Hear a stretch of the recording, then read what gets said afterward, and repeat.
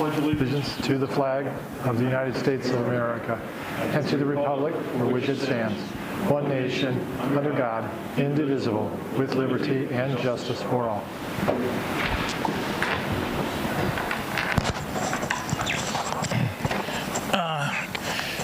Good evening, everybody, and welcome again. And to those who celebrate, Happy Chinese New Year. It's the Year of the Tiger. So, and those who don't celebrate, Happy Chinese New Year as well. So, where do we begin? Let's start with the superintendent's report.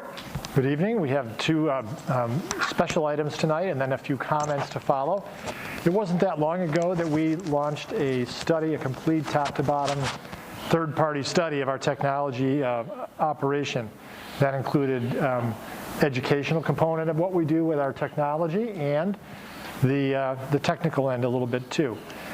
We were very pleased with that recommendation because it gave us a roadmap and an action plan as to how to begin to move forward for the next 5 years or more in that area. And as a result of that, we've been working on the educational component and the roadmap of that. And part of that was to put in place some educational technology facilitator positions, which the board approved as part of the budget this year. And tonight, Bill Blum and his team of facilitators are here to present to us a little bit about their work as they've been moving through this first semester and beyond. So Bill, take it away.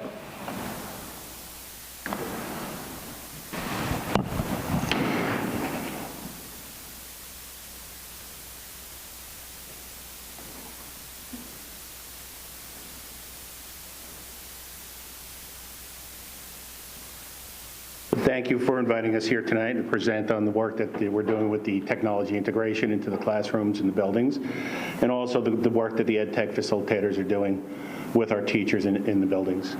As you know, the Edtech facilitators' role began this year to start implementing the technology integration framework, which we selected for the district, and which is SAMR.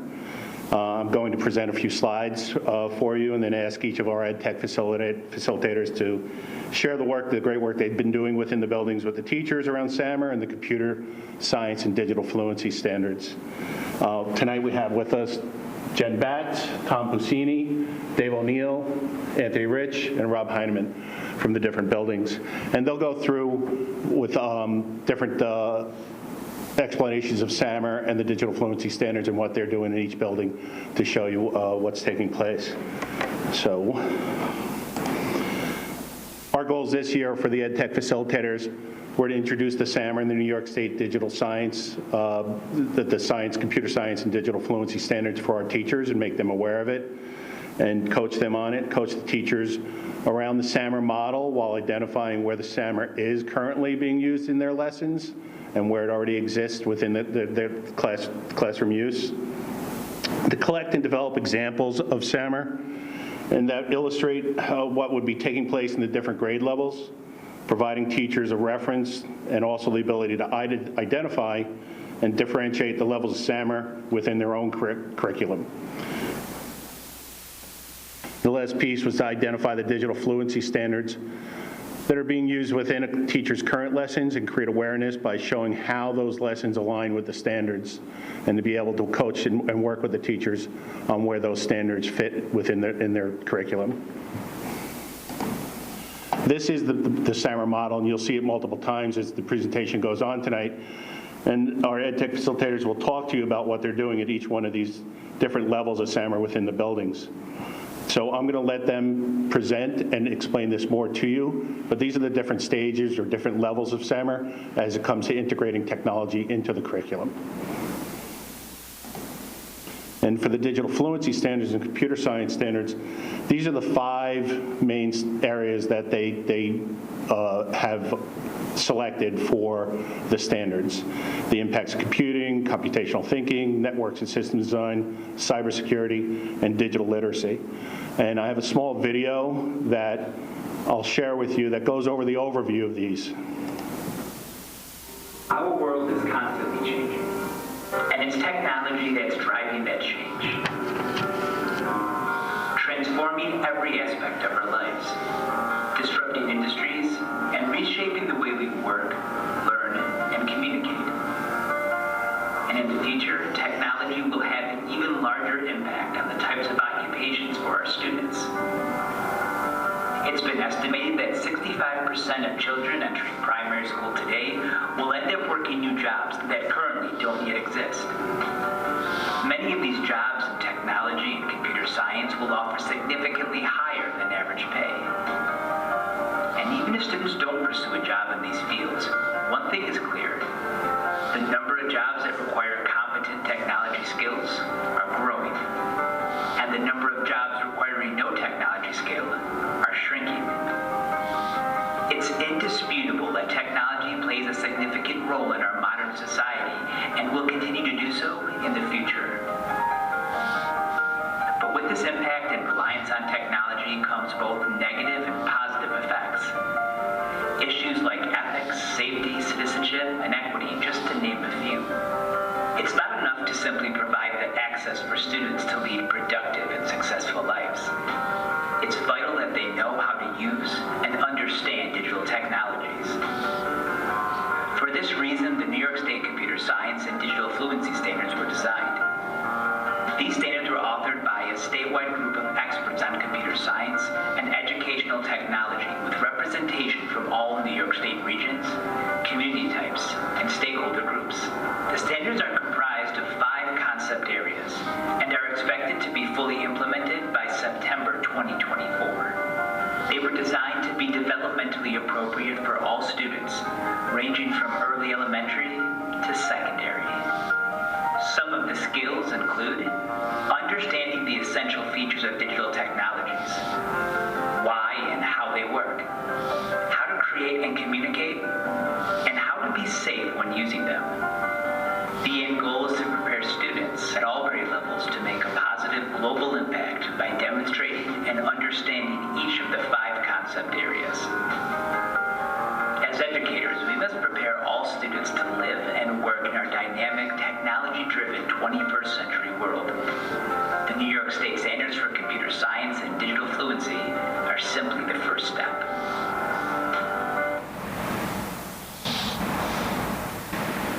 Our world is I don't constantly want to see that changing. again.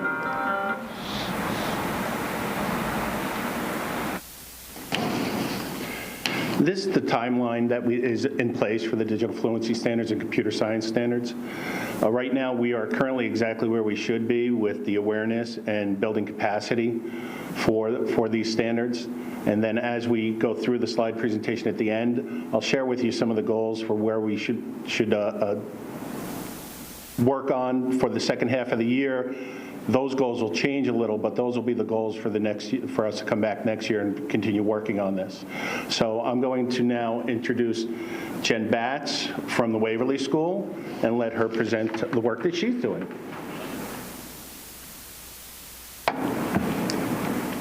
Good evening. I'm very happy to be here to share my positive experiences supporting our youngest learners and their teachers with technology. Of course, I have to go back just to old school and look it up in the dictionary. What does technology actually mean? The application of scientific knowledge for practical purposes. Believe it or not, we actually talk about this in my STEM classroom so that the children really understand that it's not just about picking up a computer. This is a trait that we want our Eastchester graduates to have. Why not start from the beginning? Between each classroom and the STEM lab, with push-in assistance, our students are learning the new technology standards. If our students are given these opportunities from Waverly through their elementary school into middle school and high school, these traits will be deep-rooted. These goals can be met even as technology advances. Watching our youngest learners use technology, become independent in many ways, and be excited to learn has been an amazing experience so far.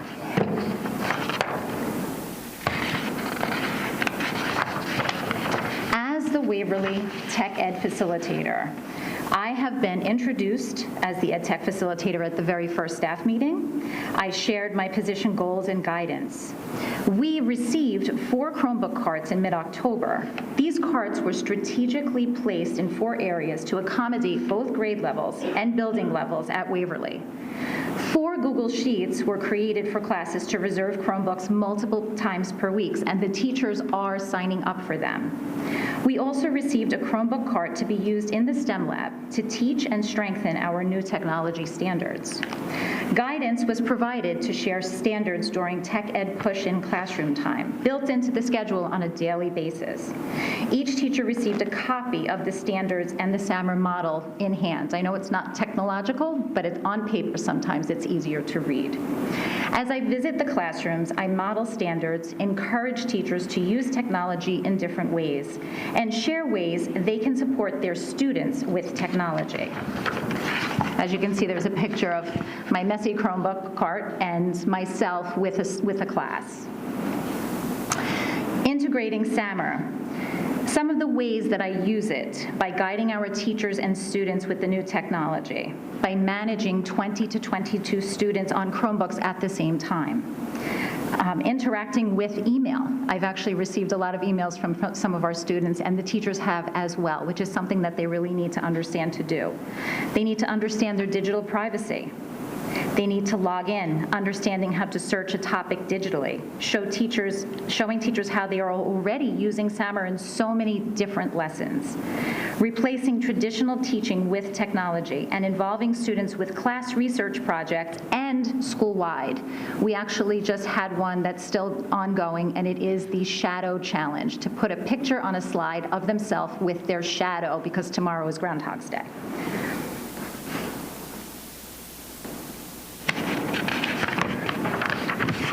We also have a Waverly sign-on incentive contest. We have 150 Waverly students who can log on independently. And of course, they received a certificate and a little container of slime after they were able to do it.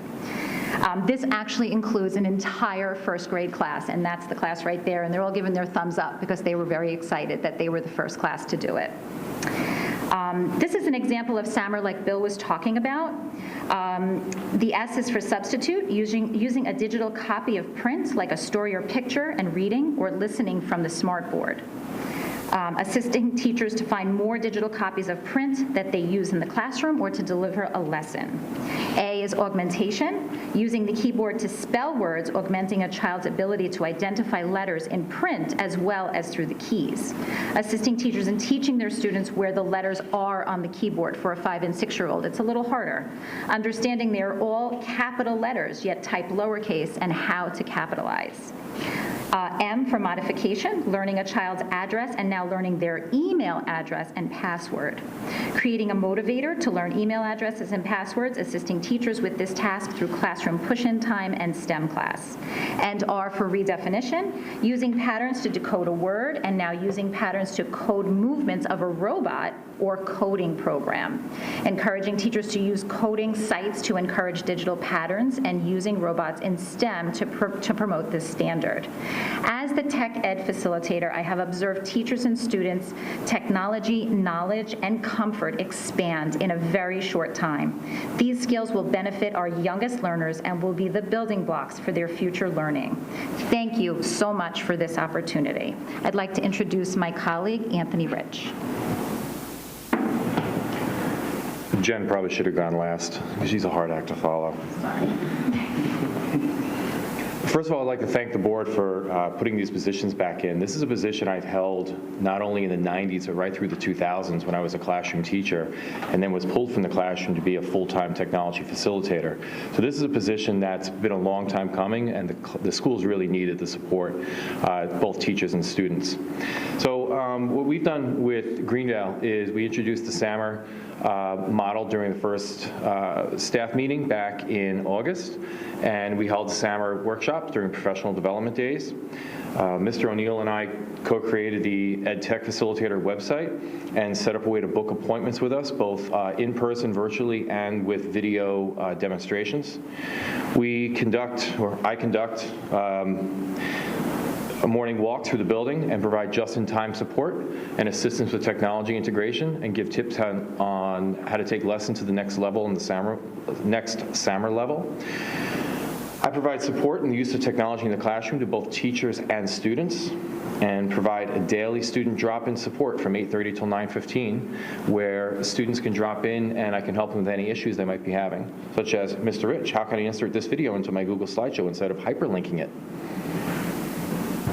This is our website we created. And our examples of SAMR, or my examples of SAMR, we had a music teacher who needed to share her files through a Google Drive so her students can listen to the files. So that's a substitution instead of making CDs the old school way. Third grade teacher uses Google Classroom to create a resource and posts audio recordings of a chapter book to enhance learning. A fifth grade teacher pre-records a math lesson and posts it to their Google Classroom and records live lessons for review when a student misses a lesson, such as a music pullout. And students record a reading reaction and publish it so others can leave feedback. And I'd like to introduce Mr. David O'Neill. Thank you, Mr. Rich, and Jen pretty much said a lot and covered a lot of things. But yes, this position has been great. What Mr. Rich and I and Jen and the elementary staff have done is, because we're also the technology teachers, it also lends itself well to this because we know every child in the school, and when we go in and work with the classroom teachers and the kids, they all know us, and it works really well. And we're able to take what we're doing in the classroom with a lot of the STEM things we're doing and bring that into the regular class and also try to help the teachers enhance their technology. One of the things that I think, one of the positives from this pandemic is what teachers have done in the last 2 years to really make any of this possible. The things that we're talking about tonight were not even around a couple of years ago, and they're not only using them effectively, but they're using them and they're completely enhancing a child's experience. To think that we were able to videotape a lesson and post it to a Google Classroom for a child that was absent to be able to go and check out the lesson, or do that in a reverse type of a classroom situation, having them have look at those videos first. It's been great, and it's certainly been helping us go in there and integrate this. It's been really very smooth. So a lot of what Mr. Rich was talking about is a lot of what I do at Ann Hutch as well. We coordinate the positions very well together. We work well together as far as planning the elementary technology curriculum, as well as work with bringing SAMR into the classrooms. And it's really, it's there, it's been there, and it just needs to kind of be said and enhanced and really taken to that next level. So a lot of the things that we'll do is we do those walks in the morning to see who needs what right away, to see if anybody needs something with a Google slideshow or whatever they're presenting for the day. Time for kids to also come up to us and we help with their Chromebooks and help get them ready and fix any problems that they have.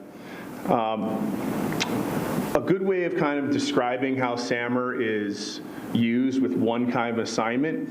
Substitution is something that I think teachers picked up on years ago, where, you know, instead of handwriting a story, you're typing it in Google Docs. That's substitution. Augmentation would be then taking that same Google Doc and now using tools that were really not accessible when you were handwriting. I mean, your spell check, thesaurus, things that were digitally just not there for you, being able to do a spell check. That would be augmentation. And then the feature of now being able to comment and speak with each other and leave feedback, and for the teacher to be able to do that right on the document as a shared document, that's modification. That's when you're bringing a whole other element to it. And then redefinition would be doing all of those things, but also then just making it public, something that could just never be done in that way, posting it to a Google site, posting it to some sort of a site where other kids from other schools can go and read it, or kids in the high school can read stuff that the kids in the elementary are doing, something to make it public that could never be done before. That's redefinition. So, and that's there, but people are using it so differently now with all of these kind of like new inventions in the last couple of years. So these are like some highlights of some of the things that are being done that, again, pre-pandemic were not. Google slideshows, they've been around, but they're very prominent now. You see them just used so much more often. The kids are using them. They're getting to know them like the back of their hand. They're really utilizing them well for class projects. Screencastify, another awesome tool that we're now using to record lessons and record things on our screen and our faces at the same time, and being able to post those to Google Classroom. Assisting teachers in doing that has been awesome. I mean, they're, based on what we've done in the last couple of years, those are becoming more prominent, where you'd see maybe 1 or 2 people doing that type of thing, but you see more people doing it now and really keeping up with it. Kahoot and Quizlet, you've probably heard of those. Your kids probably speak of them. Great way for interactivity with the kids. Teachers have really embraced those in the elementary level, using them for vocabulary review, test review. It's highly motivating for the kids. They love it, and it just makes things so much better. And that's a modification, if not a redefinition. Flipgrid, I'm sure you've maybe seen your kids at home doing a Flipgrid. And when I was a classroom teacher, when we first used Flipgrid, I remember seeing a child who I never knew had a personality like that. They came out because they were home, and being able to really talk about a character in their book with passion, where in school I just didn't see that. And I remember that being my first experience with Flipgrid, and that being awesome. And now teachers are using that, for kids to record reflections and record speeches, and then other kids can go and then watch that in their class and comment on it. Canva is a cool one that teachers have been using for newsletters. It's a very easy, great way to make newsletters to communicate and articles. That's just starting to hit a little bit. That's a brand new one. And then, of course, Google Forms and Google Gradebook combined with Google Classroom have really changed things. Being able to give a quick assessment, get instant results, have that post to a Google Gradebook. More teachers are using that. I think that you're going to see that becomes more prevalent.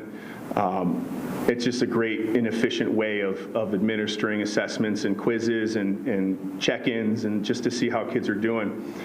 In the Google Gradebook, there's more teachers asking to use that and for more help with that. I think that's been a good one, and more people are seeing how it ties directly to the Google Suite that we're using in the Google Classroom. And now I'd like to introduce Tom Paccini from Eastchester Middle School. Thank you. Thank you, Dave. Hello, everyone. Thank you for giving us the opportunity to speak tonight. I'd like to thank Dave, Anthony, Jen, and Bill for going before me and covering the basis here. So I'll talk about the middle school and what we've been doing here.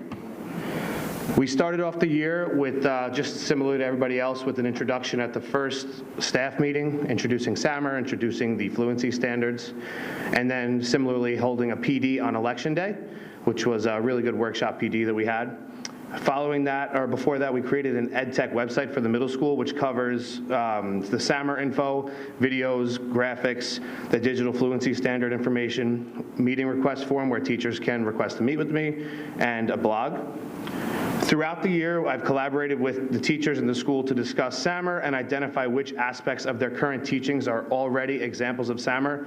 As my colleagues have mentioned, a lot of that is already in there. It's just a matter of putting a label on it and organizing it. And also assisted several teachers with technology incorporation into their lessons using programs such as Google Slides, Forms, Cami, Screencastify, Google Classroom, etc. The list can really go on and on. This is just a quick screen capture of the Eastchester Middle School EdTech Facilitator website.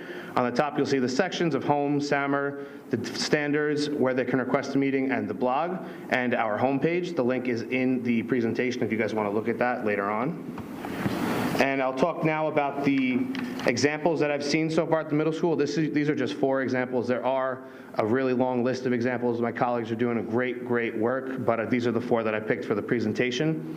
For substitution in ELA, projects are being done using Google Slides to incorporate visuals, transitions, and increase the audience attention and allow students to present, and it really enhances their skills rather than just getting that trifold board from Value Drugs and just putting a picture up there and printing. Now they're really able to make it, something for for their own and customize it.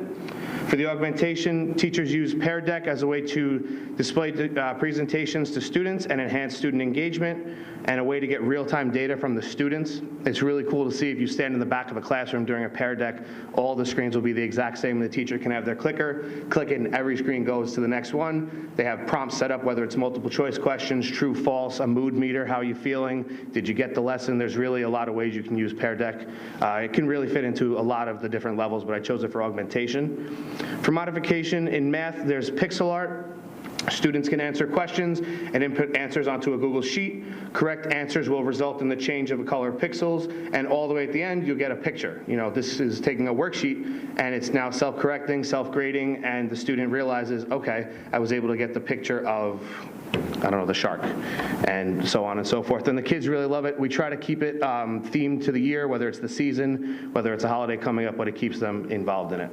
And the last part, redefinition. A paperless classroom. Documents in Google Apps can be organized and edited digitally. Documents can be shared and edited simultaneously by multiple users. Users can use chat windows and comment boxes to discuss the content that they're working on. Teachers can provide real-time feedback as the students are working, whether they're in the classroom or at home. They can be accessed from anywhere, your cell phones, any device that you have, as long as you have access to the internet, and it's truly redefining the student's experience of a group project. It's really great to see, you know, when a student might have been quarantined during the year, they can still participate in that group project with their group that's in the classroom. They don't have to miss out on that. And the last part is some personal reflections and scheduling, how that works. The beginning of the year, I put out a survey or a poll about Screencastify and the Eastchester Middle School open house, which was held virtually. Teachers recorded their videos similarly to last year. And I really just asked them, I said, which level of SAMR? I thought it was a good way to introduce them. Do you think it's substitution, augmentation, modification, or redefinition? And as you see, most of them picked augmentation. I did let them pick multiple levels if they wanted to, if they weren't sure. Augmentation is also the one that I had selected in the blog post on the website, and I explained why through that, but it was really kind of exactly what I thought, that a lot of teachers would choose augmentation. We also put out examples of SAMR Google Form survey for the teachers to share information about technology in their classrooms, give me examples, what they want to learn about, how they like it, and so on and so forth.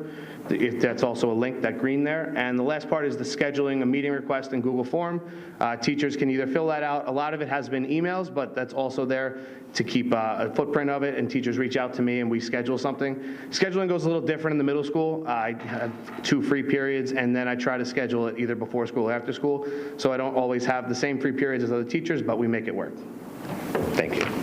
And I'd like to introduce Rob Heinman of the high school. Good evening, everyone. Hey, Lori, good to see you. So I'll give you a little update on what we were doing at the high school. You've heard a few presentations now. We all took kind of the same approach in setting this up, so I won't go over every detail I have on these slides, but I do encourage you to peruse as you will. So in terms of introducing SAMR, I was talking to Bill a little bit earlier, and it kind of requires a little bit of a Trojan horse method where you talk to the teachers about their content and everything before revealing, hey, we've been working with SAMR here, and where you fall on that scale and how you could step it up or scale it back if need be. So early in the year, just like everybody else, we started off at the first staff meeting with a brief overview of SAMR and the digital fluency standards. Also, we held a 1-hour-long PD session here at the high school on election day. Then we have chairs, departments at the high school here. So we met with the different department chairs in one of their meetings. It was really productive to get insights on them because they know their groups better than anybody else. So I got a lot of great feedback there. Then I met with Erin Glinmeyer, the computer science teacher, and we're in great hands with Erin. She's a superstar, and she's going to take us where we need to be in terms of those standards rolling out into being in place in 2024. Daily meetings, this is kind of like one-to-one based on need, little quick fixes, things like that go wrong at the last minute. And then finally, similar to Tom, I did a staff survey that provided feedback. It identified gaps in certain areas. It also identified a lot of strengths, things that are already being done. And also got some feedback on what method of PD is best for you. You know, is it during a free period? Is it after school? Is it on a PD day itself? Mike doesn't like me. So I have a link there to my website that I created for the high school. I would really appreciate it if you guys check it out. I put a lot of work into it. It's a one-stop shop for information on the district's technology vision, the standards themselves, a framework with a few different examples, and like Tom, your ability to request a meeting. The idea is that second bullet point there is that people will plan these meetings, reach out, find a time that works for the two of us via requesting a meeting, and this is where a lot of work gets done. I've only had a handful of teachers do this so far, but this is where we have like 30 minutes or 40 minutes sometimes during the day to really sink our teeth in to overhauling or bringing digital an entire unit. Sometimes it's already digital, but it's just a matter of, am I using the best platform here? Then in real-time support, similar to what Anthony was saying, like being around the building, I get texts, we talk all the time, the teachers, so emails, texts come to me regularly, and this here is not like, this isn't the big change in terms of curriculum, but it's oftentimes to get them through the next 40 minutes when something pops up last minute. Maybe it's streaming, maybe it's an issue with a mic, maybe it's something not displaying properly in terms of the way they set up a document for students to work with. Moving along, I'm not going to go through all of this because it's very similar to the example Dave used. So in the 21st century journalism class, rather than writing by hand for substitution, we write using Google Docs. For augmentation, this is where students have a reporter role and an editor role. And for homework, for example, I'll see the editors commenting on their article that's going to be submitted the next day. Hey, maybe you should include information on this, or maybe this is a question I was left with after reading your article, and it's cool to see the next day how they comment back and forth. For modification, and this could probably also be bumped down to redefinition, but I went with the student's portfolio that they build over the course of the class. It's a semester-long class, and I've had multiple students tell me that they've used it on their college applications, so that's great. It shows the best work they put together throughout the class. And then finally, and this is definitely the most rewarding thing, is the student editors in class manage a live website that we update, I'd say 2 or 3 times a week, but depending on the news that week. And that's out there for anyone with an EUFSD email to check out. And that's one thing I have found that's great about the redefinition, obviously being the higher level, but the audience really makes a big impact to students. If they know it's just being read by me, they care, but only to an extent. When they know it's going out there for their peers and other teachers might check it out, there's a sense of pride that comes with their work. Beyond these examples, from a few different subject areas, the idea that SAMR is already in practice, right? So any use of technology is going to fall somewhere on this ladder, on this scale, and people don't know that they're using it at times. So these are just direct quotes I got on the survey I sent out. So for a chemistry class, in previous years I gave direct instruction on the topic of history of atomic structure. Now I have students use their devices to research the scientists and their models involved and complete a jigsaw activity in which each group expert becomes a model. So they're doing research in real time and sharing their findings in that same period or maybe the next day in class, depending on the timing of everything. A math example I found in the survey was I am now using a digital textbook for geometry. This allows students to interact with the diagrams and check their work as they go. That's a really great thing. Sometimes when we mention just using a Google Doc, like yes, it's just typing instead of writing, but if that's a shared Google Doc, if it's due at the start of second period, I can look at the student responses when I get in at 7:15, and I can pull some strong responses or some responses that have like common misconceptions in them. And then when second period begins, when class starts, the homework that they just submitted right then, I already have pulled responses to drive the discussion that day. So that's a great thing. This teacher was doing something similar. So back to this quote. In previous years, students might have gotten the homework completely wrong, but with the digital platform, they can see that they are making mistakes as they go along. They can hopefully correct their path or at least use it as a signal to come for extra help. So thanks for the time here this evening and the opportunity. It's been great working with these folks so far, and I'll pass it back over to Bill. Thanks. So I mentioned earlier that I'll go over some of the goals that we're outlining for the 22-23 school year for the EdTech facilitators. As we go through the second half of this year, we're going to refine these goals, and we're going to tweak them, and as we come to the end of the school year, we're going to be working together to see where we take the EdTech facilitator work, as well as the next steps for it with the computer science standards and the digital fluency standards. So some of the things that we've identified is the continued coaching, support, and integration of SAMR into the curriculum and lessons, collaborating with the teachers during curriculum writing, incorporate the digital fluency standards into the lessons that they're writing, identifying additional assistance and resources which may be required to prepare for the 2024 digital fluency standards implementation. That's the year September 2024 that we should be fully implementing these. And then working with the technology and curriculum committees to develop and map the K-12 curriculum that will align with the district's strategic planning and the vision of a graduate. So with that, if you have any comments or questions for any of us.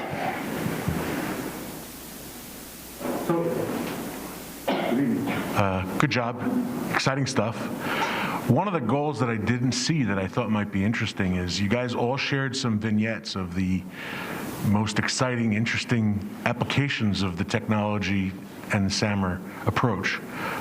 Things like, you shared, and I apologize if I don't remember exactly who shared what, but the ones that came to mind were the flip desk and the pair deck for being able to, flip everyone's screen at the same time. The digital workbook for being able to check on, the homework and be able to steer the conversation for the next day based on that. The superstar applications, I think, go even above and beyond the digital standards. And I think it would be interesting to see, you referenced collaboration for the purpose of, approaching and achieving the digital learning standards. But I think it would be exciting to be able to take those vignettes and create a repository or something where we can get the word out, right? If teacher A saw, hey, the Pear Deck stuff's working great for me, and teacher B in the next room doesn't know that that's what she's using, then, it shouldn't wait until a PD day that we're only going to have another one not till next year before we find out about these exciting, new approaches that we could take. So I know you guys are working. I think it's great. You guys are working with the teachers and the students and have appointments. But sometimes, we got to roll these. People sometimes don't get it until they see it somehow, or hear the stories. So I hope maybe you're already doing this, and if I'm telling you redundant stuff, then even better. But hopefully we're figuring out a way to communicate these great new ideas to all the staff and champion these novel approaches to using the technology to really enhance learning. Yeah, as part of the development of the individual building sites is also a continuation of collecting examples, just as you mentioned, and then posting them so that the teachers can go there, reflect on them, see how that they work with their the curriculum and what they're doing, but also be able to use those as examples for themselves to guide themselves as they build their own. So it's going to be a continuation as more and more examples become available. There's going to be more and more posted. Excellent. Great. Thank you.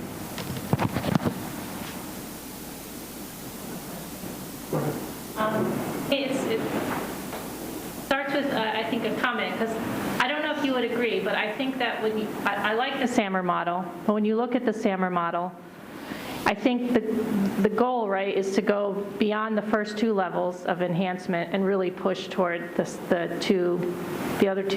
top two levels, and make it transformative. And as I was listening to the different examples that you all gave, I was thinking that it seems to me what's really transformative are a few things. One is greater capacity for collaboration that can actually change how students are learning together and how teachers and students are talking to one another. It kind of makes the boundaries of the learning space more porous. So collaboration, public-facing, changing the audience that students can reach, and there were examples from that from a lot of the different buildings.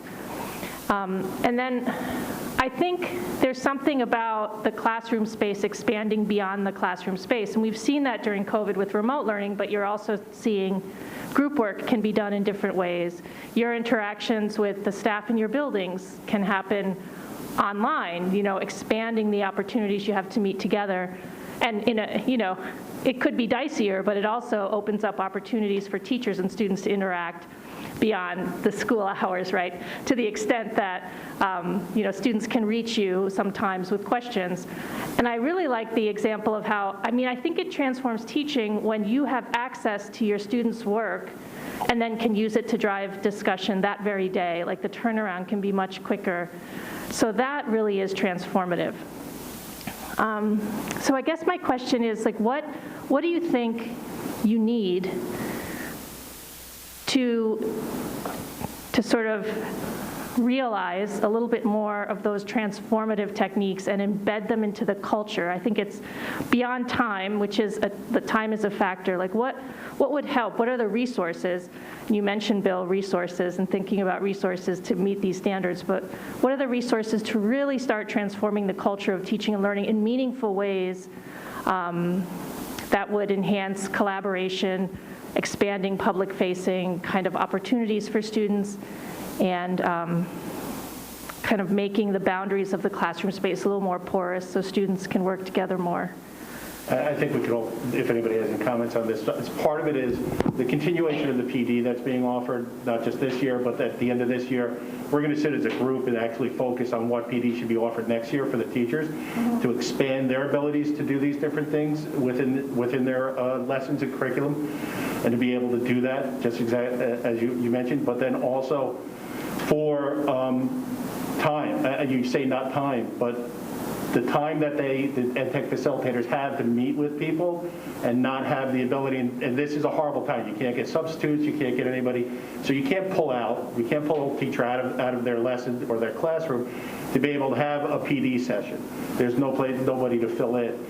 But that ability to meet more often and to be able to have more PD time in a one-on-one or in a virtual environment where you can have multiple people, but it is time. Time is important. And I don't know if you guys have anything you want to add to that.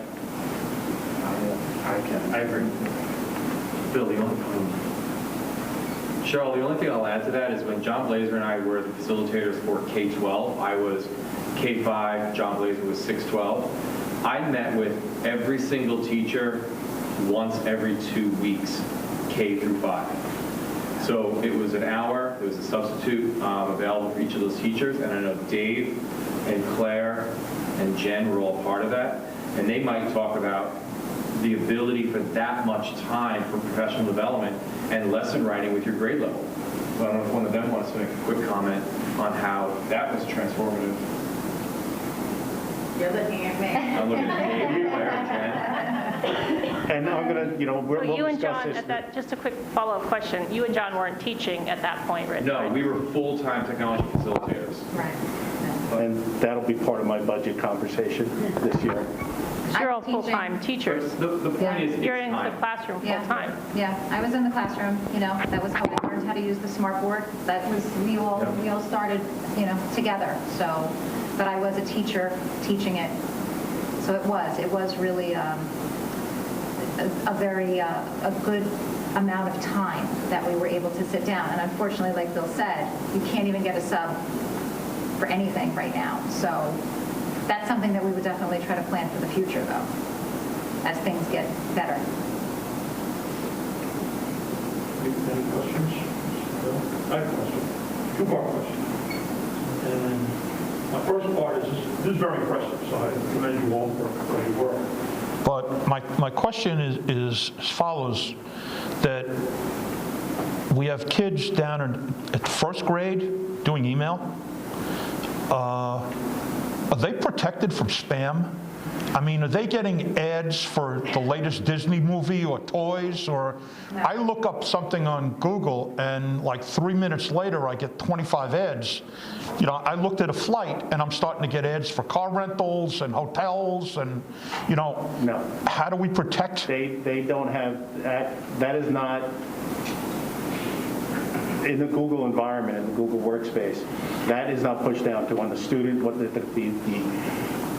level that we have as a district, that is taken out. There's no advertisement, there's nothing that's pushed down to them at an email level. Also, students at that level do not have the ability to email outward. They can email to their teachers. So it's within our network is what you're So saying? it's within. At what point does it get beyond that? What grade 11th, level? 12th grade. I'm sorry? 10, 11, 12. Okay, good. Well, that's very encouraging. Right. And my second question is, you know, when we have kids using software like Google Docs and stuff like that, are we teaching them how to spell check, or are we teaching them how to spell? And, you know, we have to teach them how to survive in an environment without the technology as well. So if we make it too easy for them with the technology, what ensures that they're learning beyond the technology? Do you know what I'm saying? Technology corrects grammar, it corrects spelling, does all sorts of wonderful things. But are we still teaching them the basics? Can they function without the computer in front of them? Yeah, I'll let Rob speak to that. Yeah, so just what I would say to that is like. Yeah, talk to the mic, because the... Okay, yeah. Technology facilitator currently doing Macbeth, I decided we're going to go handwritten for this because it's just, they needed a break from the screens. They needed to get back to pen and paper. So the idea is not to force technology into situations. The idea is not that students should ever need it as their crutch. The idea is try to just enhance things when appropriate and when there's meaning behind it.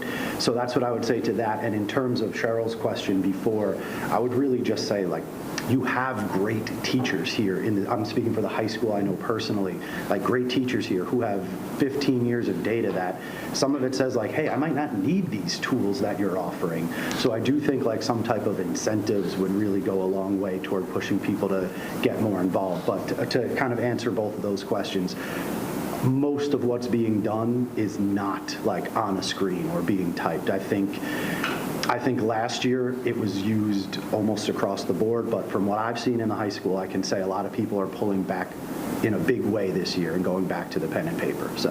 Okay. And I'll answer from an elementary reading standpoint. I see a ton of reading work and word work. The teachers are now currently assessing with the Fontes and Pinnell assessments where they've been working individually with the kids to get their reading levels and things like that. So it's certainly not going to take the place of that. I don't think Jen is also using spell check with K1 and 2.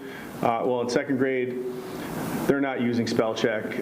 You know, when they get into fourth and fifth, when they're publishing their pieces, you'll see it in the editing process. But before they get to that, the teachers are addressing those spelling issues. I mean, I think there's probably a nice balance. I think we're kind of in also the middle of that to see kind of what the appropriate use of the technology would be. You know, it's kind of like, you know, you can get answers with the calculator too, but you have to know how to use and do the math as well. I think that's probably what's happening with that kind of work too. Like same with the thesaurus, you know, an online thesaurus, you can make your vocabulary look a lot better than it is. So you kind of have to balance, I guess, what the kids know how to do technologically and how savvy they can be with making them their writing, but that's also, I guess, a skill as well to be able to use those things. But I think there's plenty of word work and ELA and writing and reading being taught. So I think it's just going to enhance it, I think. all right, thank you. Just following back on the email question, can someone from the outside send an email to one of the students? No, it's closed, it's within. Good. We have to whitelist it. If there's a special project that a teacher is doing and they need input from a vendor or from a author is a perfect example. We whitelist that so that author can communicate with the class. Okay. Thank you. Any other questions? Anybody? Just a quick one. How do you all support each other? Do you guys meet regularly? We meet monthly, and then we have meetings as we see that something may crop up that we want to talk about. You said monthly, Bill? Yeah. Okay, great. Thank you all very much. Very, very well. Good job.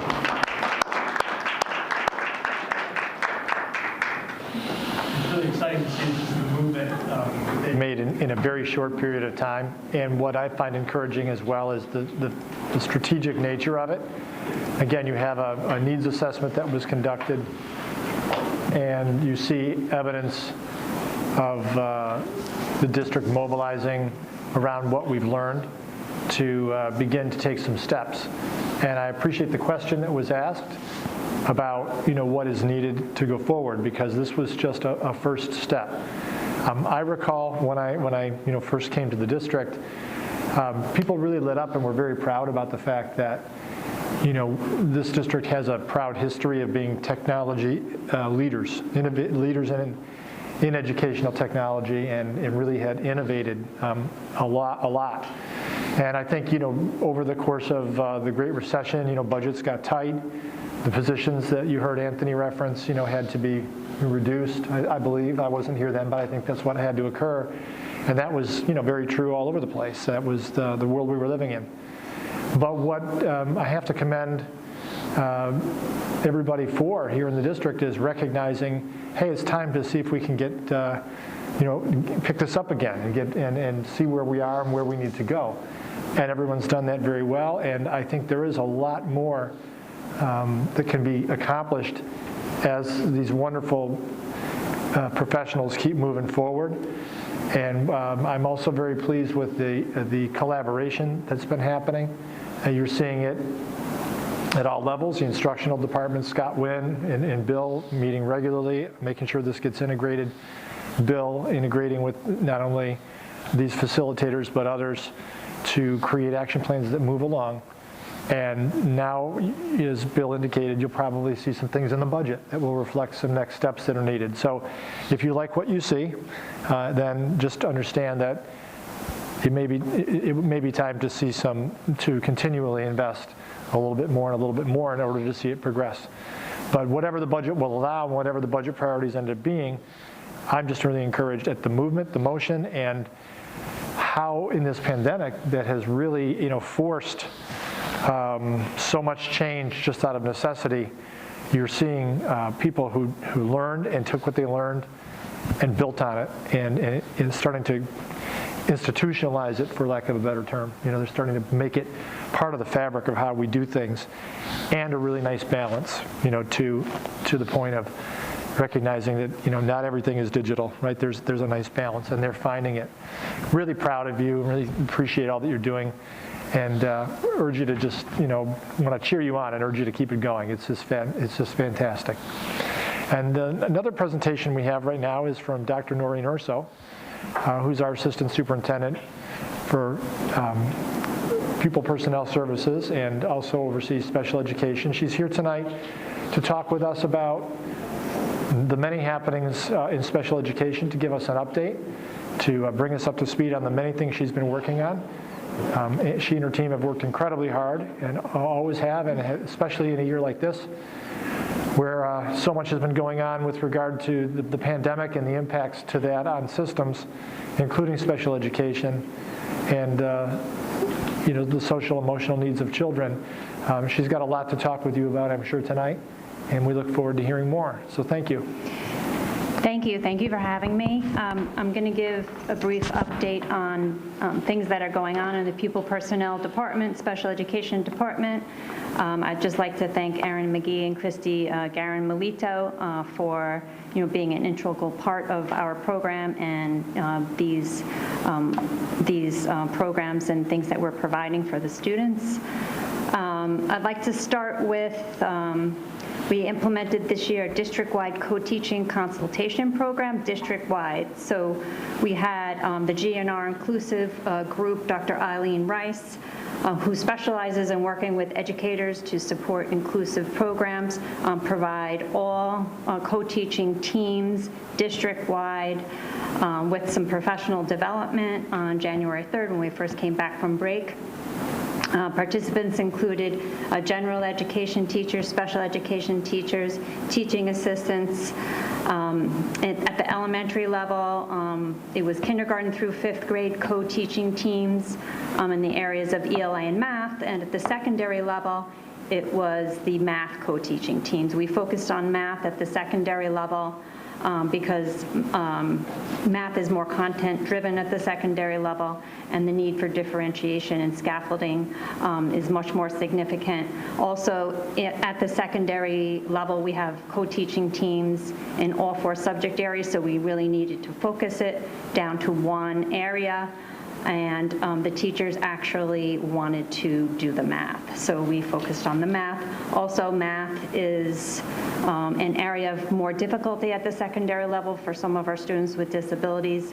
They have to really, they have to pass a high-stake assessment at that level, so we focused on the math, and that really worked out well. Targeted focus points were creating productive partnerships. Essential components were communication, environment, management.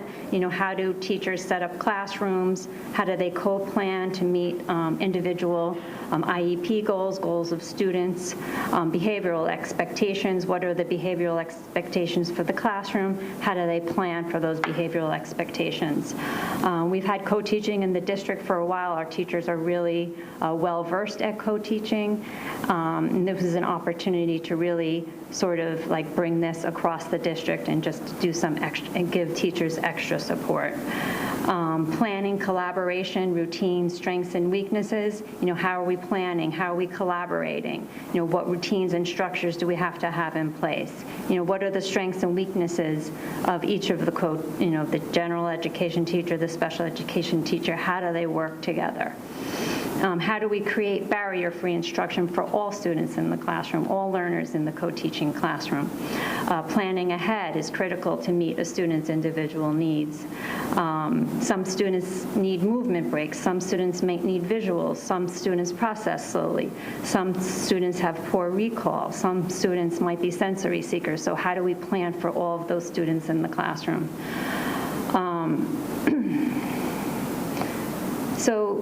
Primarily the focus, there's different co-teaching models, but primarily the focus was the parallel teaching model and the station teaching model. Those are two, very important models, and they're very well known.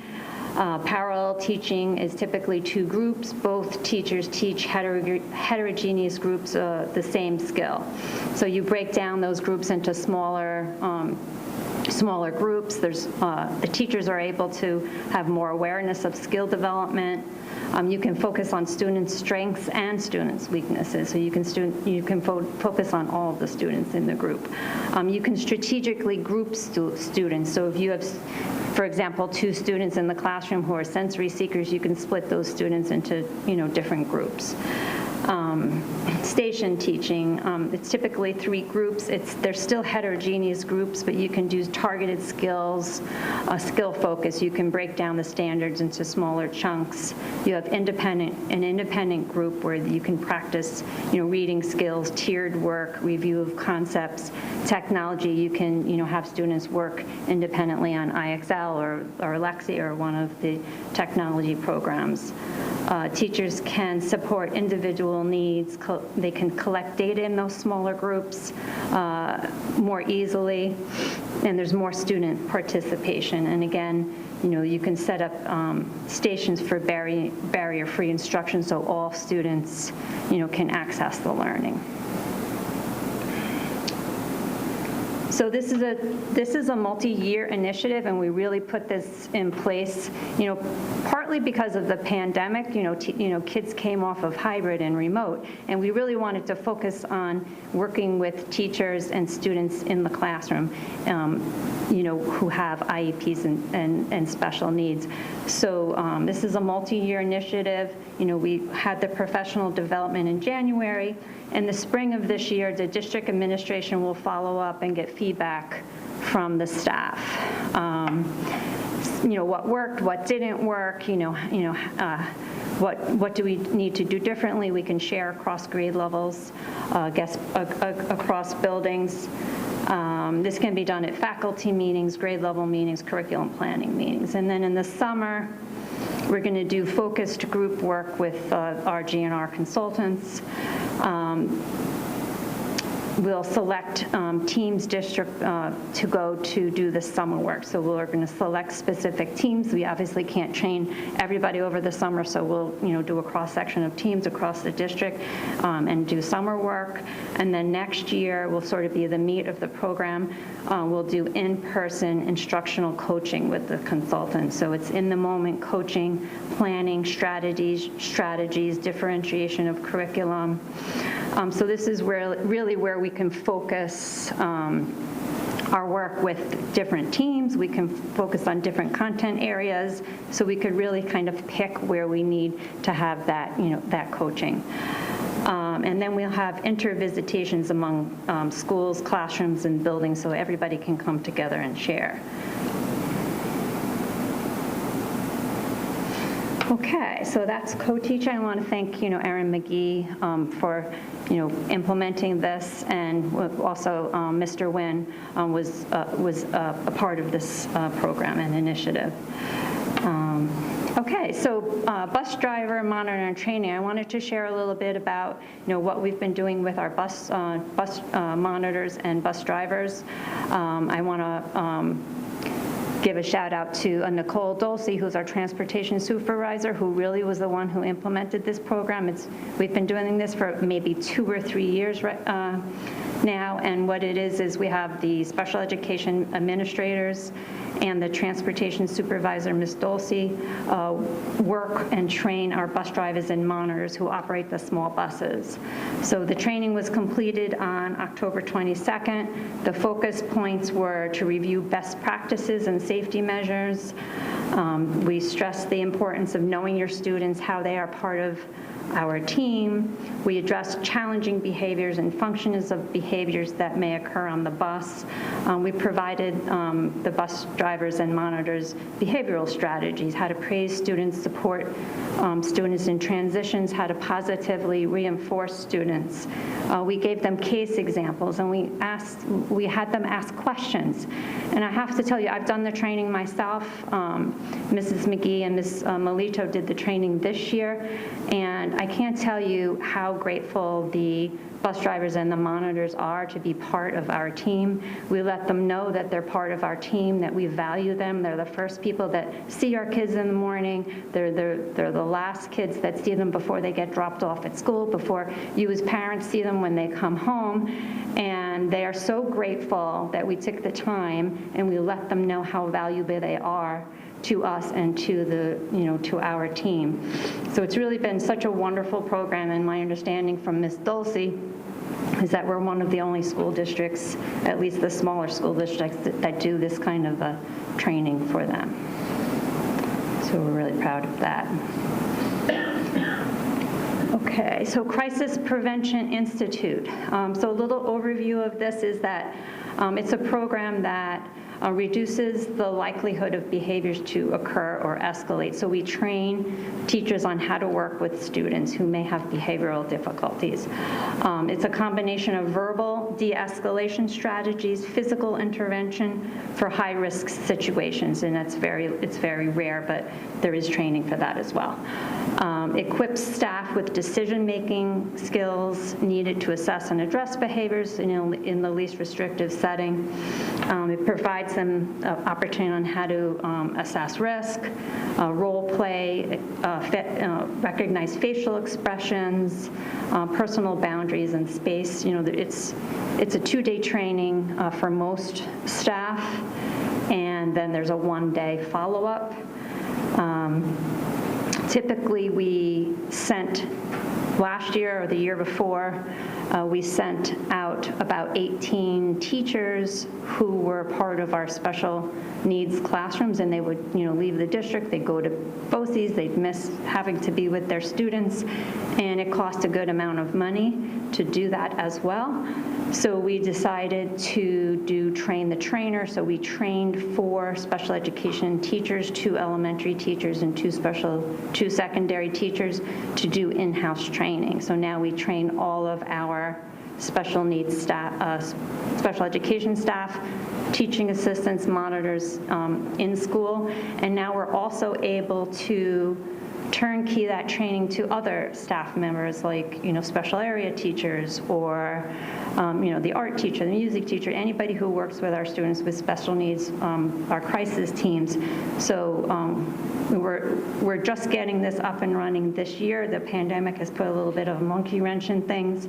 We did have 39 staff trained in November. We had 20 more people we were going to train in January, and then Omicron kind of messed that up for us, so we're going to probably just push that back to the spring. Hopefully we'll get those other people trained. So it's a really nice in-house program that we can just sort of modify and use as we would like to. Okay. Social emotional learning. So implementation of our second steps kindergarten through 5th grade tier 1 curriculum. So we had started to implement it last year. It was a little disjointed. This year it's in full force. The program consists of weekly, bi-weekly lessons in the classroom that focus on cooperation, communication skills, building relationships, decision-making with an emphasis on the importance of overall social emotional competence.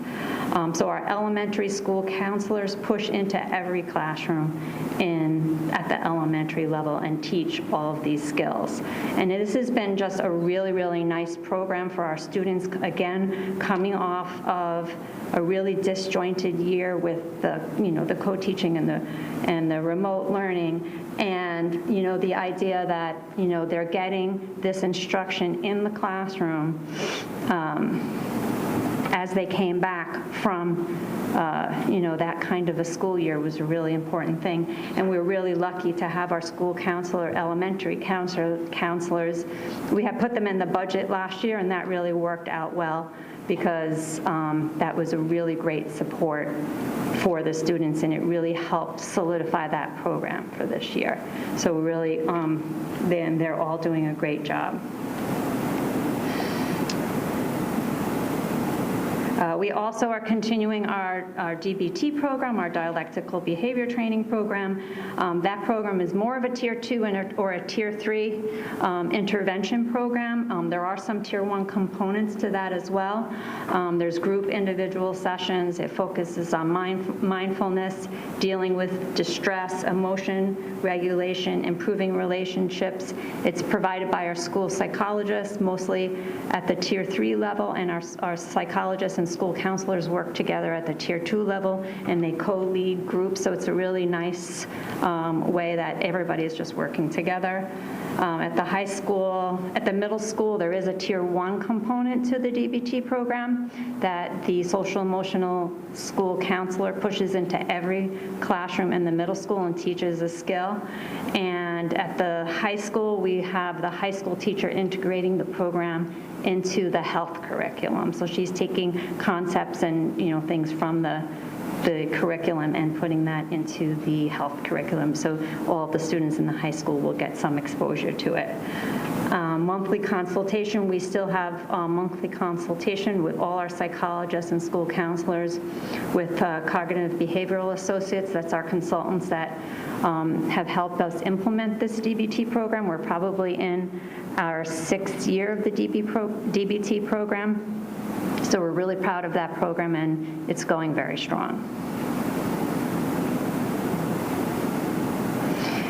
Community Connections was formerly known as peer mentoring. We have, new psychologists at the elementary level who are sort of taking that program and morphing it, writing their own curriculum, and, they've changed the name to Community Connections. They felt that that was more student-centered, and it provides, direct and indirect instruction on how to model and engage in social interactions, promotes socialization practice and carryover skills, and students are nominated by their teachers to interact and include others on the playground who may be playing alone. So it's a nice program for all of the kids.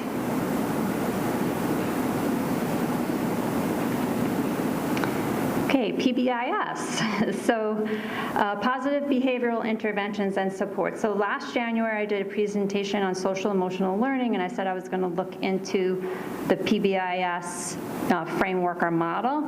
So I went ahead and did that.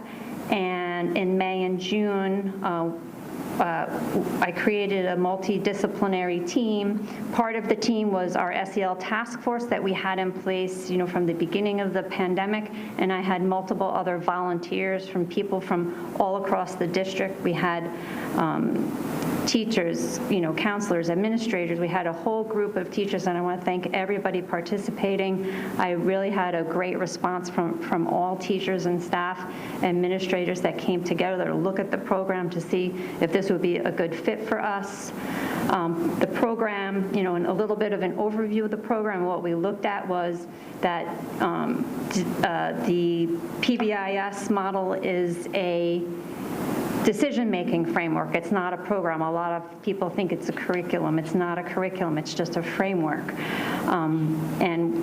of what a district structure should look like. So like what that tier 1, 2, and 3 structure should look like. It creates a positive school culture and effective learning for all youth and staff. The goal is for students to be socially competent and achieve academically, and that every skill is taught at the tier 1 level. So, that's an important piece of the PBI program. As I talked about with the second step, like you don't want to have, for example, a group for students that have anxiety when we haven't talked about how to help students identify their feelings in the classroom at the tier 1 level. So you want to always teach things at the tier 1 level because we're looking at a preventive model. So we want to have the same school-wide expectations across all buildings, so consistency for structures and systems. That doesn't mean that every school building has to look exactly the same, that Annuch and Greenville have to do the exact same thing, but we want to have consistency across buildings so that students across the district have the same access to all programs and services. We want to have clear guidelines on what's handled in the classroom, what's handled in the counselor's office, and what's handled in the administrator's office. That's not always defined clearly enough. And so that's something that we talked about. We want students to walk into a predictable environment. Consistency, we talked about consistency in procedures prevents racial disproportionality and disparity.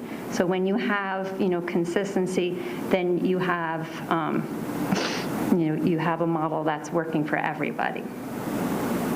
So then what we did this November is we created a district-wide team. I had, again, a lot of people volunteer to be on the district-wide team. It's a multidisciplinary team of all teachers, administrators, staff, parents. I had a parent member as well. And we talked about the importance of alignment of our mental health and social emotional programs across the district, clear expectations for student behavior and what this looks like in the classroom, hallway, on the bus, and on the playground. We identified building level teams and structures currently in place and the data needed to drive programs because the PBS model is based on data. It's very data driven. The need to complete an inventory for social, emotional, and mental health programs. So we need to take a look at everything we're doing in the district, because there's a lot of things that are going on in the district that we probably don't even really have a good sense of. Like there's pieces of things that some buildings are doing and some buildings aren't. Like we know the ones we're doing for second steps and DBT, but there's other little programs that are being done and being run. So we want to look at all of that. We want to look at the counseling service. We want to take a look at everything that's being done for students in the area of social, emotional, and mental health and kind of make a big map of it. We want to develop a mission statement and alignment to our strategic planning, and we want to align our handbooks eventually as well. And this would all things that the district-wide team would do. And the district-wide team, like everything would come through the district-wide team. So all the initiatives would come through the district-wide team. Next steps would be in this March, we're going to reconvene the district team, and we're going to do that alignment of the resources. That's going to take, the whole day to do that. And then in June, I've worked out with our consultants from Midwest Pbis to do the building level team training. It's a 2-day training where all of the teams get trained on how to implement Pbis. And this is going to be done through Midwest, and it's with a consortium of other districts across the country, and that's a really nice model because then our teams will be able to look at how things are done not just in this selected area, but in other areas of the country. And then the teams, the building level teams, will meet once a month with the consultant and the other teams to kind of break down like what they're doing, how they're doing it, and how they can move forward. So it's a lot. It's a great program. It's a very exciting program, and I'm getting very positive feedback from everybody. Okay. Trauma-informed classrooms. So something that we did at the beginning of the school year, prior to students coming back, again, with a lot of anxiety and trepidation of the kids coming back and off of a lot of things going on with COVID and different things in people's families, deaths, things happening. What we did is we had our consultant come in before school started on our first professional day before the school year started, and she talked about to all the staff. This was all staff district-wide. This was all we did that day, and we had our consultant come in and talk about trauma-informed classrooms. So it was, it was a great day. There was a lot of information. I was just going to give you some of the highlights. So she talked a little bit about the upstairs, downstairs brain. Like for example, upstairs brain is thinking, imaging, planning, problem solving, empathy, and then the downstairs brain being, basic functioning, breathing, emotions, innate reactions, and fight and flight. How can we get them to work together? How can we identify signs of trauma in the classroom? She talked about the fight, flight, freeze response in the classroom and the recognition of these responses and impact and manifestation. The flight, kids that are, running out of the classroom, they don't want to stay, or the fight, they're just not following directions, or freeze, like they're not coming to school, or they don't want to do their work, or they don't want to hand in things. So she talked about that. She talked about regulate, relate, and reason, the 3 R's. Regulate yourself as far as, staff and teachers working with students. Like if a student is acting out, you want to be able to regulate yourself first and have yourself in a calm place. You want to then relate to a child. You want to validate a child, maybe step into the hallway, ask a child how they are. You don't want to go right to reason. So if a child's ripped up a piece of paper, or ripped up a paper for whatever reason, and you want the response to be not to be, why did you do that? Because a student's not going to be able to reason right away. So you want to relate to the student before the reason. This was really well received, and it's just like simple tricks and strategies for people to use. And then, the reasoning piece is like, then you reason after students calm down. That's the time to reason and sort of debrief, like what happened, how can we do this differently? Another, quick little thing that she talked about was 2 minutes for 10 days to change a student's mindset. And I actually had feedback from teachers after this that they've tried this with students, and it really made all the difference for them with that child. Like, some kids that maybe you can't, connect with in some way for some other reasons. So So what this is connect with a student for 2 minutes for 10 days in a row on something other than school-related issues that you're having. So, it could be a common interest, a book, a hobby, a sport, a pet, or something. So it's just like something other than, what's going on in the classroom that's not working. 2 minutes for 10 days straight in a row. And then you establish a different relationship with that student, then all of a sudden the student's whole attitude and, mindset changes. So these are some of the things that kind of went on in the trauma informed. There was a lot of other stuff, and it was a great workshop. The teachers are all great, and they have a lot of these strategies, and they do so much for the students. It was really a nice refresher for them, and I had very good feedback from this. Just a couple little curriculum things.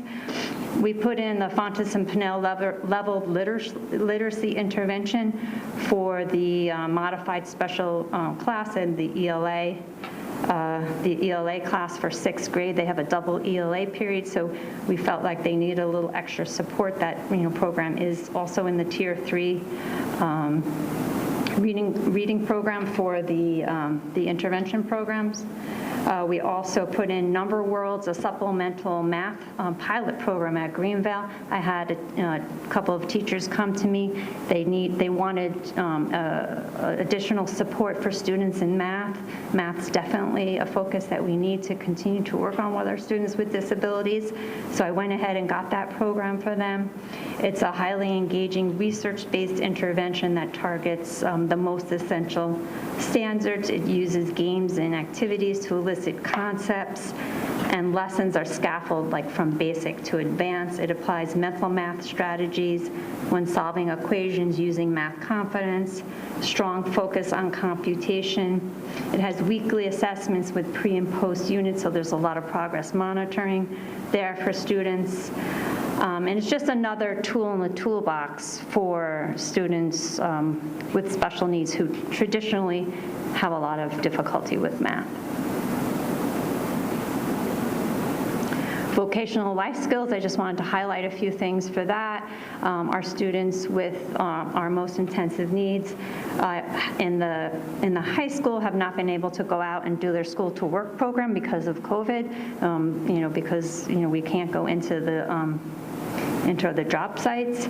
So, and we were able to get our Spirit program back, which is an after-school program, so we can, help provide those activities for the students after school in the areas of art, music, and games. SEPTA's bringing back backyard sports this year, which is great for the students. I've just put music therapy back for the students. They're starting next month to come and work with the students again. After-school clubs are back this year, which is great, and we always give all of our students access to clubs because we want them to participate in everything that they can participate. We explored Special Olympics. This year we're exploring bringing Special Olympics to Eastchester. SEPTA was gracious enough to facilitate the conversation with the people from Special Olympics, and so we're excited about following up on that. Life skills. Again, because we weren't able to go out to the job sites, I ordered a lot of materials for the students so that they can have some stations in the classroom. They can do sorting and cooking, laundry, setting tables. I had a small bus come, and I created a schedule for the four special classes at the high school so that students can go into the community and at least do more community-based instruction. So every week they went on the little bus and they went to Stop and Shop, or they could go to the post office, or they could go wherever, they could, do some community-based instruction and get that, real life experience. One of the classes went to the dollar store and over the holiday, and they did shopping. So it was great. We had, that they were able to at least do those kinds of activities. We had, I don't know if you know about our cafe in the high school where the kids, make muffins and, and cakes and different things, and teachers would traditionally come in and, buy the goods and play with the kids with, board games, and they would interact with them, and the kids would, do the register. We weren't able to do this because of COVID for the last 2 years. So Nora Flynn from the high school has done really for the last 2 years Cafe to Go, which has just been a great, it's really like reflective of what our whole community is doing, right? Everything is to go, right? So they're doing Cafe to Go, and it's really helped them to solidify different skills, because everything is done online, and the kids have to then take the orders and go and deliver them all. They're delivering the orders all over the buildings. So it's really been a great modification, and it's actually helped them to do different skills. We have our Westchester Community College partnership, where we have a student that is going, who is a student who is alternately assessed and will not be getting a regular high school diploma, who is going to Westchester Community College and taking a specialized nutrition program and finance program that's modified. And this is a collaborative program with a few other districts, and it's just been a great opportunity for this student to go to the Westchester Community College campus. I provide an aide to go with him, and hoping that this, we'll have a couple of kids for next year. This is a program that's in for students in the last 2 years before they leave, so we can get them more experience in other settings. And the last thing would be, we have our unique learning curriculum. It's a K-12 curriculum for students with intensive needs. This is a differentiated curriculum. It's, it's great. It's, we've had this curriculum for a while, but this year I added the transition curriculum. It's a special transition curriculum, which really helps the students with, money skills outside of school, just different things, for in the community. Again, because of my concern of them not being able to access the school to work program, I just wanted to provide them with as many opportunities and different things that I could think of. And the last thing I just wanted to, under PPS is nursing. We won't mention COVID, but the school nurses are just, I just have to really give them a shout out. And I just don't know that people really know what school nurses do, so I really wanted to highlight some of the things that, their responsibilities. So school nurses are the primary medical resource for our students during the school day. They ensure that students have access to the educational setting and provide case management and their liaisons to our families. They manage daily medication, handle medical emergencies to keep our students safe, asthma, diabetes, concussions, injuries. They provide preventative screening, so hearing, vision, immunization management. During the pandemic, they played an integral role in keeping our kids healthy, following the school protocols, constant contact with families, interfacing with the Department of Health, providing data regarding COVID cases, working with students regarding mental health and anxiety. Many kids are coming into the nurse's office with stomach aches and headaches, and they have to assess, is this medical, is this not, and work with families regarding that as well. And a lot of people don't realize how much of that goes on in the health office. And they also work with our psychologists if, something, comes up. They've worked with quarantines, contact tracing, COVID testing. So they really provided a high level of specialized care for our students. And I just wanted to, really thank them for everything that they've done this year, because they certainly are invaluable to us this year. And that's it. This is just pictures of our cafe to go, the kids taking the orders, delivering the coffee and the cake or whatever they made that week, and then counting up the money. So that's it. Any questions? Thank you for a thorough presentation. Sorry. Any Anybody have any Questions, comments? Noreen did an excellent job. Thank you. Thank you. I'd love to see that as linked to our website, just this presentation and also just the technology presentation as well. You know, rather than incorporating it into the board meeting, maybe we could just have it as a YouTube video of some kind for, you know, we don't have that many people in the audience, and I think it's really worthwhile for people to spend 10 minutes or whatever that took going through that.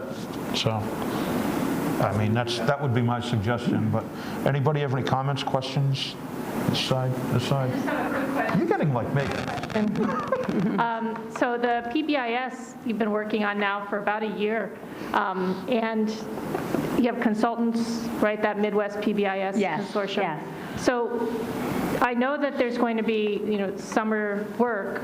What's the next step like next year to bring that sort of program? Yeah, so into fruition? once we get the building level teams, thank you for that. Once we get the building levels teams trained in June, then we're going to actually go to a coaching model as well. Yeah, and in-school coaching model, which is going to be great. And that's the kind of thing that really I feel makes a big difference. And is that'll having be rolled that out. direct That'll be rolled out next year, next school Yes, year. that will be next year. Yeah. Anybody else? Yes, no? Okay. I just want to take a moment. Go right ahead. To thank Noreen, and as you know, and I'm just mentioning this for everyone's benefit, although our board already knows, in our board agenda packet tonight, you'll see that there's a retirement listed. One of those retirements that we were notified of very recently was Dr. Ursula's notice of retirement, and we're going to miss her tremendously. As you can see, her leadership, along with her team, has provided amazing service to our students, very directly, amazing service to all of our staff who serve our students very directly. You can see the breadth and the scope and the strategic work that continues. And Noreen, we're going to miss you tremendously. Noreen is obviously going to continue to work, you know, through this school year, and is just letting us know. But we are going to miss you tremendously, and we're going to miss your influence and the influence of your professionalism and your skill and your passion for students. We're going to miss that tremendously in this district. We're very fortunate to have you here and to have had you here for the years we have, and just want to thank you for all you've done. I think you see just a snapshot of all that goes on, and this district has a lot to be proud of with regard to the PPS work and the special education work. When we talk about DEI and many of the things that we've talked about, we're really talking, it looked a little vague in the presentation, but we're trying to attach and build upon a lot of this work. And many of the things that were mentioned here tonight are examples of social emotional supports that create belonging and create conditions where everyone can thrive and where everybody's needs can be met. So some of the work we're going to be doing is continuing to build on this and then augmenting it with some new things. And we'll talk about those in a little bit. But Noreen, we're gonna miss you. Thank you for everything you've done, and we've really enjoyed learning more tonight and helping our community see more about what you do. Thank you, Dr. Glass. It's really been my honor to work here.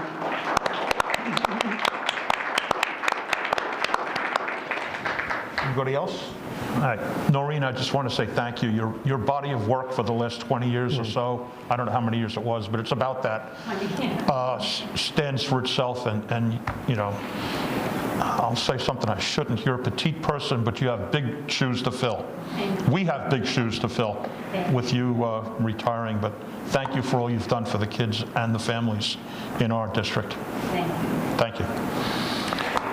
I'm going to mention just a couple quick comments. I just want to remind everyone that, and we can talk more about this during board comment, or if you want to talk about it now, but I've been in conversation with our administrators a little bit since the DEI presentation, conversation with board members. trying to zero in on some of the things that would be areas of emphasis for next steps. And I wanted to let you know that the ones that seem to be kind of coming around as themes that I would like to focus on would involve building on the We Are Eastchester theme, right, and continuing to bring the community together is one. The other one being around student voice. And we've had a lot of students, as we've mentioned, coming to talk to us. They have a lot to say about how, their experience in school. And I think any organization listens to its teachers, listens to its parents, listens to its students, to find out more. So I think that was an area where I think we can start to do some important work in getting some focus groups and cross-sectional feedback that's anecdotal. And get that going. Also, to do some more quantitative, and not just qualitative, but quantitative surveying of district culture. That was partly in my work plan for this year to investigate that. I think we can continue to build on that. So those would be 3 areas that I would see as areas of emphasis. And we're going to be talking more about that in coming weeks. So if anyone would like to add on to those, I know, feel free, but sure. Yes, Chrissy. I have some thoughts about how we could begin implementing the committee's recommendations. And one thing that I was thinking about in terms of student voice is the students are coming to our Board of Ed meetings and they're speaking and expressing their concerns, but it's really not the best forum for them because they're speaking and we're listening, but we're not really engaging and having a dialogue with them. So I was thinking perhaps we could host some like coffee and conversations, maybe change the name, I don't know. And maybe we could have several nights where students can come and speak with maybe Dr. Glass, maybe Dr. Capuano, maybe some of us board members. And one thought that I had is perhaps we could have the students submit a Google form on some topics that they might be interested in speaking to us about. And we could take that Google form and maybe come up with a couple of nights, and each night would have a different topic. So we can have some true dialogue and conversation with these students as opposed to them just coming and we're listening, but we're not engaging. Another thought that I had is to have some district-wide assemblies on inclusion. And I know we're partnering with Sandy Hook Promise already, and it's no cost to the district. And they have some really great assemblies that I've been looking into. Their K-5 assemblies focus on social and emotional learning, building empathy, healthy relationships, and social awareness. Their grade 6 through 12 assemblies talk about teaching empathy and helping schools build and reinforce a culture of inclusion. They also incorporate some peer mentoring, which I thought was very interesting, and is also a recommendation for from the DEI committee. They give lessons on inclusion, and they talk about having maybe the high schoolers teach the middle schoolers about these lessons in inclusion, and maybe the middle school teaching the elementary kids some of these lessons. They also have an after-school club which students can join. And it's a student-led organization that teaches students how to create a school culture of inclusion through certain activities and events, promoting inclusivity, kindness, improving peer relationships. So I just thought that was very interesting that it's something we're already working on doing, and I'd really, really like to try and get this going and see if maybe we could get some of these assemblies going this year. Since those are already some of the recommendations: inclusion, peer mentoring, and student voice and empowerment. All right, thanks, Chrissy. Anybody else? Sure, Cheryl. I like those ideas, and I think that if we could pair those kinds of informal conversations with the idea of having focus groups where we're looking at specific groups of students in that we could engage the students who are coming to board meetings and other cohorts of students, special education students, who we just heard so much about, what's what's their experience, athletes, other cohorts of students, particularly at the high school level. It could be a way to gather the qualitative data, so it would kind of work together with the idea that Christy's presenting, where we have conversations, but we're also using it to, I think really intentionally listen and collect data that could be added to the more quantitative data that you're talking about, Dr. Glass, in terms of thinking very strategically and intentionally about the culture in the district and how to enhance the inclusivity. So I think or like all of that, and I'm really happy that student voice is rising to the surface. Yeah, Jackie? So I just wanted to give a quick update that is related to the DEI as well. So the Community Relations Committee, in partnership with Cara Dippolito, who we all know is one of our fabulous teachers here, and who also served on the DEI task force, have in the works an idea for an outdoor sort of block party style event in the spring to celebrate Eastchester's diversity, and focusing especially on the students and the different groups and clubs and contributions. So it would be sort of an outdoor event with food, vendors, music, and it would really showcase the rich culture and interest of our students mainly.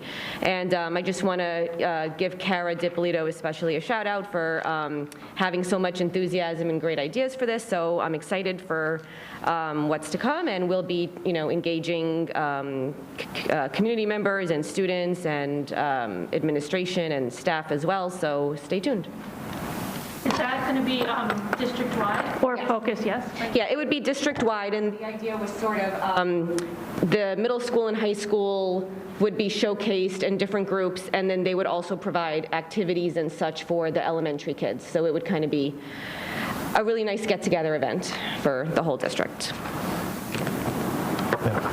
It's actually a great idea. We just have to figure out when, where, and how, and all that stuff. But it's in the beginning right now. Keep posted. That idea is going to develop over the next few weeks, and hopefully we'll be able to do something in the spring when the weather is nice. Can't wait for that. It's exciting. It's good to see some just organic movement as part of really our Community Relations Committee kind of digging in and attaching to this, so it's great. Last thing I'll mention is the next time this board meets on the 15th of February, we will actually be, that'll be voting day. We have a very important bond referendum on the ballot for February 15. I encourage everyone in the community to go to our website and learn all you can. We just completed a series of, I want to say about, 16 different tours of our facilities. We had our last one at Waverly last night, and some of them have been very well attended. I think people have had good questions, and we've been able to answer many of them. And people have been able to see for themselves the kind of work that we would be proposing to do, which is around safety and security, health and wellness, accessibility, electrical, plumbing, fresh air, and those kinds of things. So go to our website and learn all about that.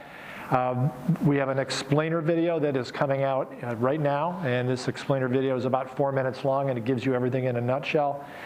And we will be conducting virtual bond tours. So these tours are going to be this Thursday at the 3rd at 6:30 until 8 p.m. It'll be virtual. You'll get a link sent through School Messenger so that you can log in there. The second one will be the 4th, this Friday, at 11 a.m. for about an hour and a half to 12:30 in the little afternoon. And then it'll be the same. And then the last one will be on the 8th, next Tuesday, from 6:30 p.m. until 8. And there will be a panel, a really complete panel. Lisa Sanfilippo, our Assistant Superintendent for Business, will be there to answer questions about anything financial. We have several of our board members who have volunteered. Jonah Rizzo-Blakeman will be there. Dr. Cheryl Smith will be there as well, and Chrissy Gagan will be there at some of those. So they will be on these as well. I will be there, of course. And really importantly, our architects and our construction management firm will be there to answer questions in great detail about what's going to be happening. So this is going to be a significant event. We'll try to record some of these and make them available if you can't be there, but you can get your questions answered if you tune into these. So thank you for attending these to the community. Thank you to our team that has, and also I forgot to mention our new Director of Facilities, Peter Quarteroni, has been at all of the tours as well and will be at this meeting as well. So we're committed to providing you all the information we can. And we want you to make an informed choice at the polls on the 15th. And so I'll leave it at that, but thank you all very much. Okay. That was only a 1 hour and 45-minute superintendent presentation. Sorry. Okay. On that same subject, before we move on to the board business, Lisa, I don't want to put you on the spot, but I'm going to put you on the spot. Could you just explain to the public, there's some, I hate the term misinformation, but there's misinformation out there about how the state aid affects the bond. When we say that Proposition 1 is $67 million and there's 30 whatever percent state aid in the net. Could you just explain that so that maybe someone who's watching this could understand that calculation? And the same obviously holds for Proposition 2 as well. Yes, so, is on, I hope it's on. So the state has a mechanism called building aid, and it's available to all districts across the state, and every district has a different rate depending on wealth factors and population and sparsity and all these other factors. Our aid ratio is approximately 34%. So when we send a project up to the state reviews it, the state approves it, and then the state will reimburse the district our percentage, 34% or so, of their approved expenses. So once the project is completed, we send final cost reports up to the state, which itemizes in great detail every penny we spent on the project, check numbers, vendors, contracts, everything.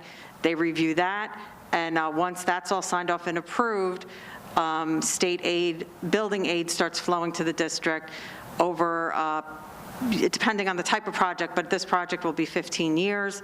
And the idea is to match it up with the debt so that the burden on the taxpayer is offset. The debt burden is offset by the revenue stream of building aid. Okay, so when we talk about, and I'm going to use very round numbers, $67 million on Proposition 1, and we passed it, and I'm going to be very hypothetical that we spent all of that in the first year, which is not going to happen, okay? And we bond that, and we start paying back the debt on the bond. In the following year, we would get back 34% of whatever we pay against the bond in that following year? Is that how it works? So the, no, not, so the project needs to be completed. Right.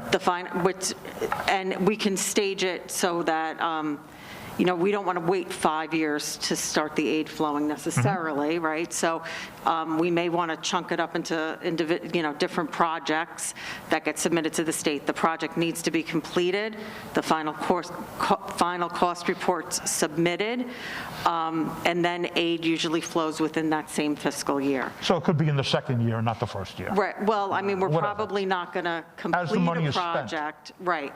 But we're also we're not going to be starting to pay debt immediately either, right? So we're going to be borrowing money as we need it in the form of probably bond anticipation notes that won't carry the level of interest that a multi-million-dollar bond would carry.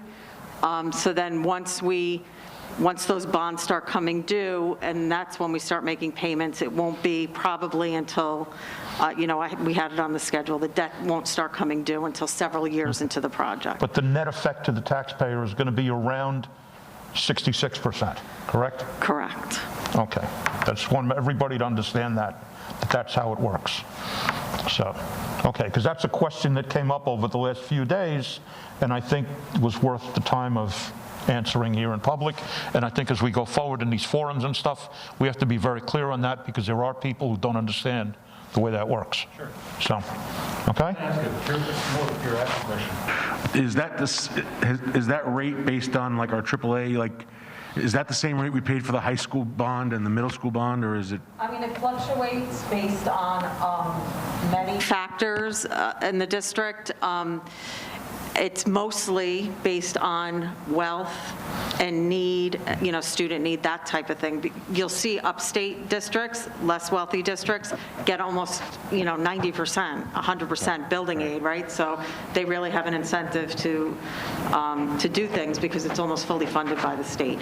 So it's things like, it's more so that, and yes, it does, it's pretty stable. I mean, it might vary by a couple of percentage points here and there. About the same in high school. I mean, it does change slightly every year, but generally, we're in the 30-ish% range. Thank you. And I just want to add on to that.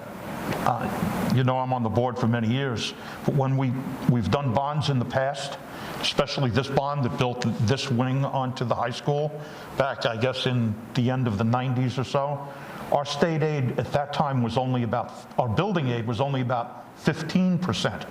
And we were grossly under-aided as far as districts go across the state. And over time, the district has lobbied and lobbied and lobbied, and that percentage has grown to the point where right now it's the highest that it's ever been as long as I'm on the board, and that seems like eons. So years ago, that was 15%. Now it's 34%. So, okay. We done with the superintendent's report? Yes, sir. Okay, next item would be comments from the public on agenda items only. So if anyone has a comment on anything on the agenda, which is the personnel and the next few items here, please come up, identify yourself. Anybody? Yes, no? Okay, we'll move to the consent agenda. Let's go. Jackie, would you like to move the consent agenda?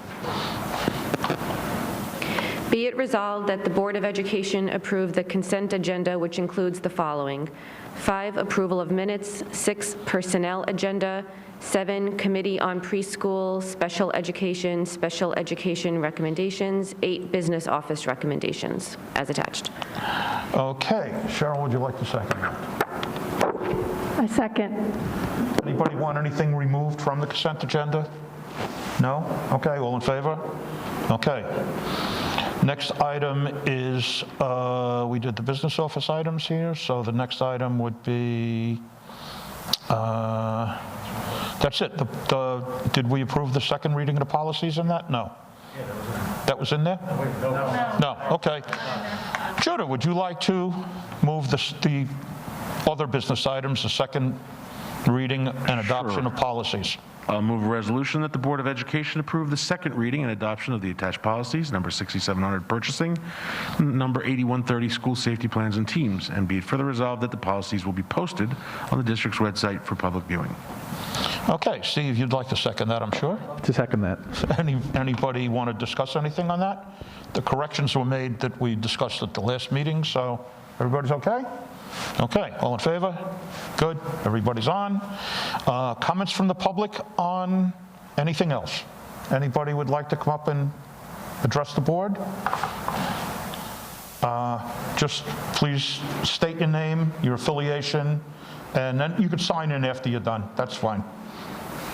So, hi. And you could remove your mask while you're speaking. That is super, thank you.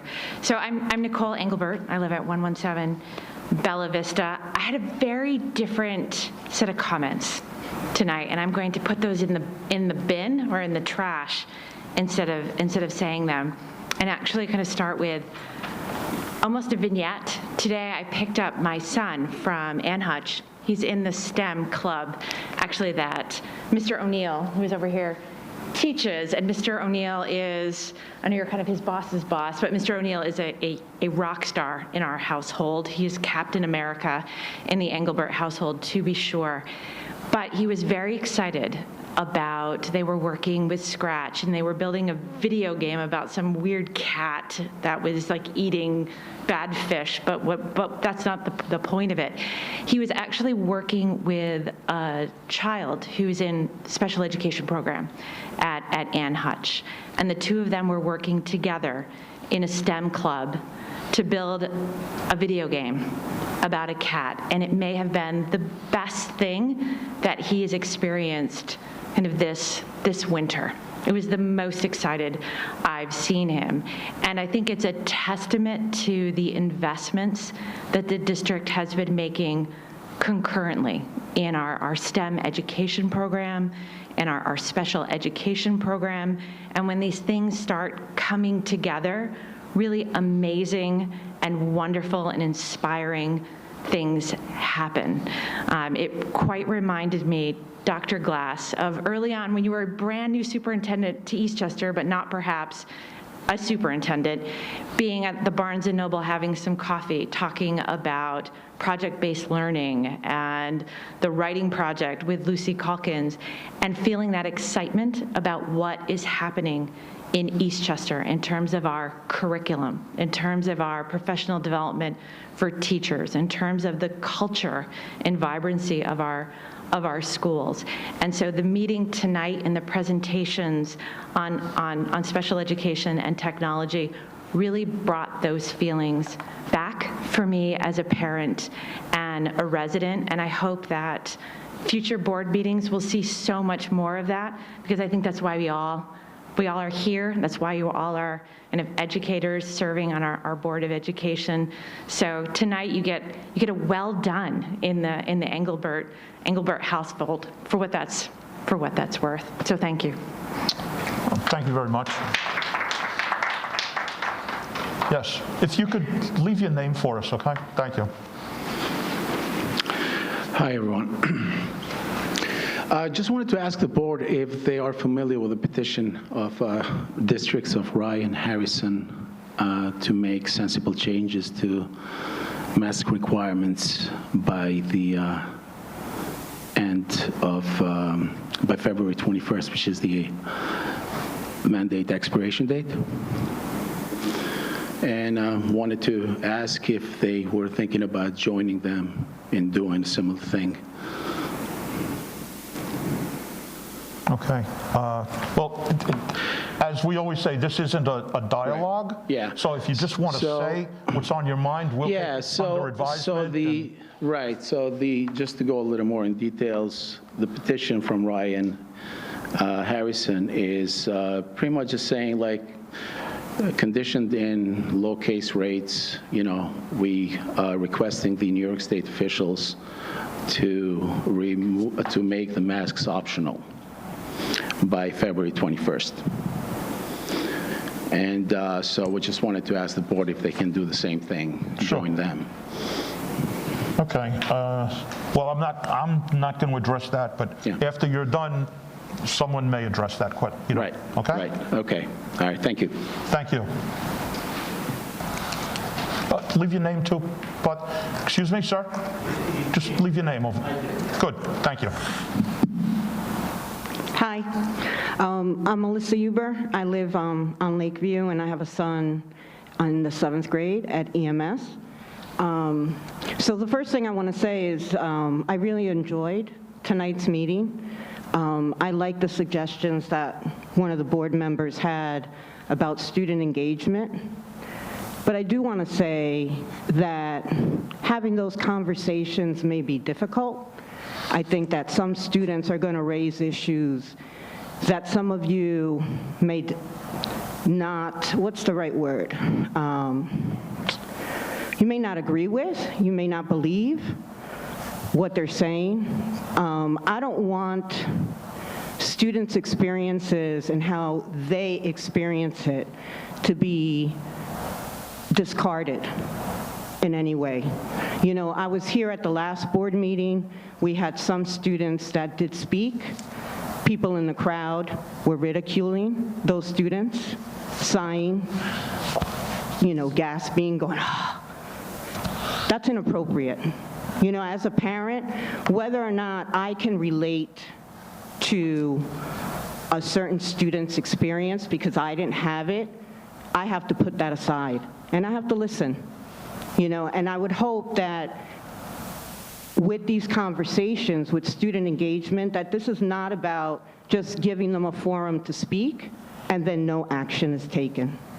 And I would hope that there will be a place where students can come in and discuss what they want to discuss without having some type of, while the Google form is perhaps a great idea so that you all could be prepared, my concern with that would be that you're not going to want to have the conversation about what the students want to talk about.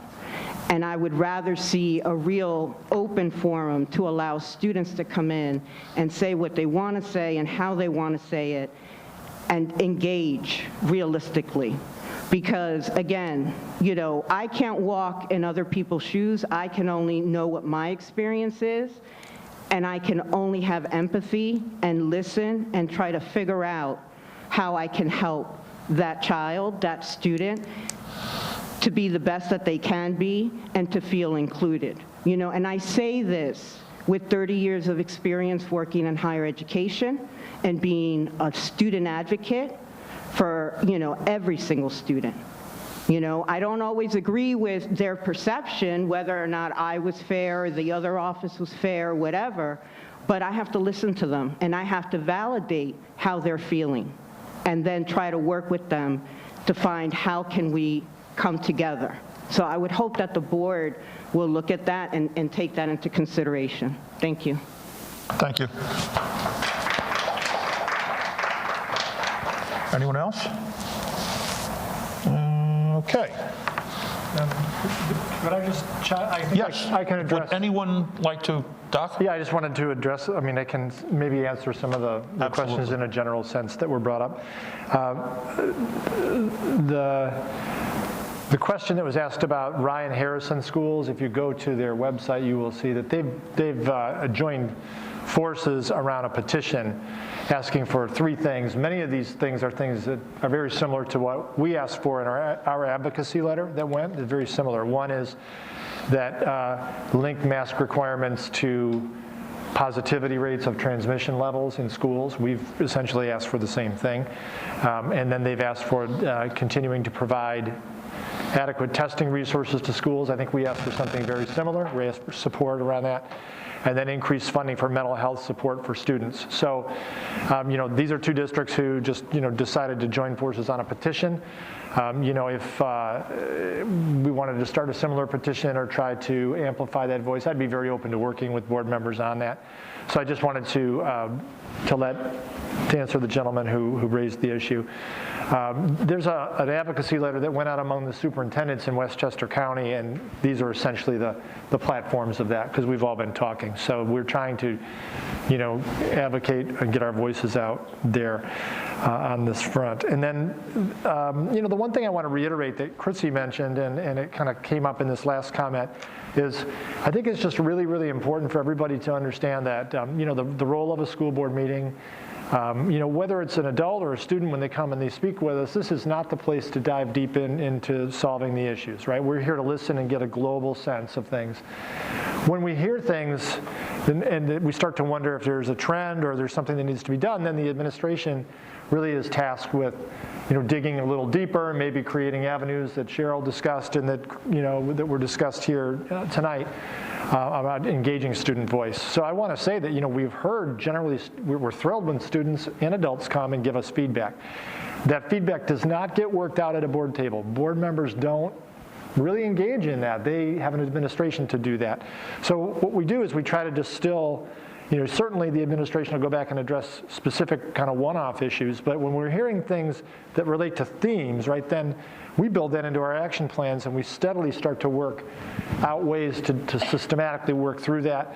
And what I was, beginning to communicate earlier is, yes, we're hearing that, and yes, we're beginning to work on that, and yes, we're going to connect to the things that are already going on, and we're going to add some new things. So I think it's just important because as an adult, when you come to a board meeting, or whether you're a student who come to a board meeting, if your expectation is that you'll get a response or that this is the place where stuff gets done, it's not where that kind of stuff gets done. It's general feedback and policy level decision making that then gets worked out by, at schools and with administration and at the building level. So, by saying that, hopefully it helps someone not feel like, wow, I wasn't heard, because I don't want anybody leaving feeling like I wasn't heard.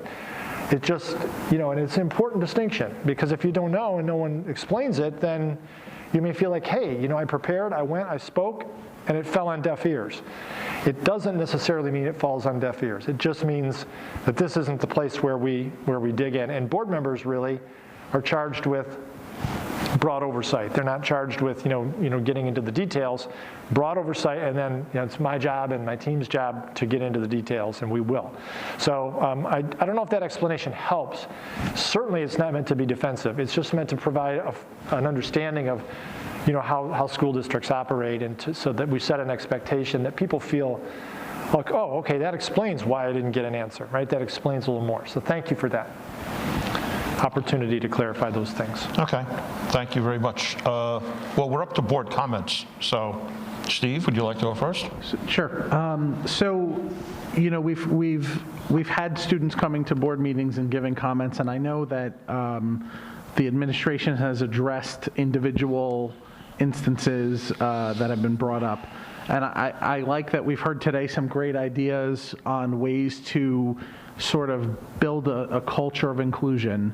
I would ask that we couple the sort of big plans with some small everyday things that we can do to instill that just every day in between the big, in between your dentist appointment, you've got to brush your teeth, right? Otherwise, it doesn't really make any difference that you're going to the dentist, right? So, what can we do? Sorry for the weird analogy, but what can we do in that everyday? The little things to make sure we're reinforcing that culture along with these big events as well. Okay. Anyone else? Nobody else? Okay. I have John. Are we responding to Steve, or is it a time we could bring up other things? Closer. All right. We could talk about anything, or are we just talking about Steve's point? I think anything, right? Anything. Yeah, this is board comments, so you're free to comment on anything you want. I promise I won't talk about masks right now. But I do want to talk about the lunch protocols that are going on in some of the schools. I think we still have some students who, eating on floors or eating maybe all facing forward, or various protocols. And I understand a lot of these were a necessary evil, kind of back when we had to do a lot of contact tracing, because we didn't want to have a situation where we have to quarantine 5 or 10 or 12 students because they were unmasked within 6 feet. Now that we don't have any sort of contact tracing obligation, I would like to talk about relaxing some of that, getting back to normal, getting the kids back in the cafeteria and seeing their friends' faces, and just kind of having a regular lunch again, not sitting on the floor. Okay. Doc, you want to address that, or?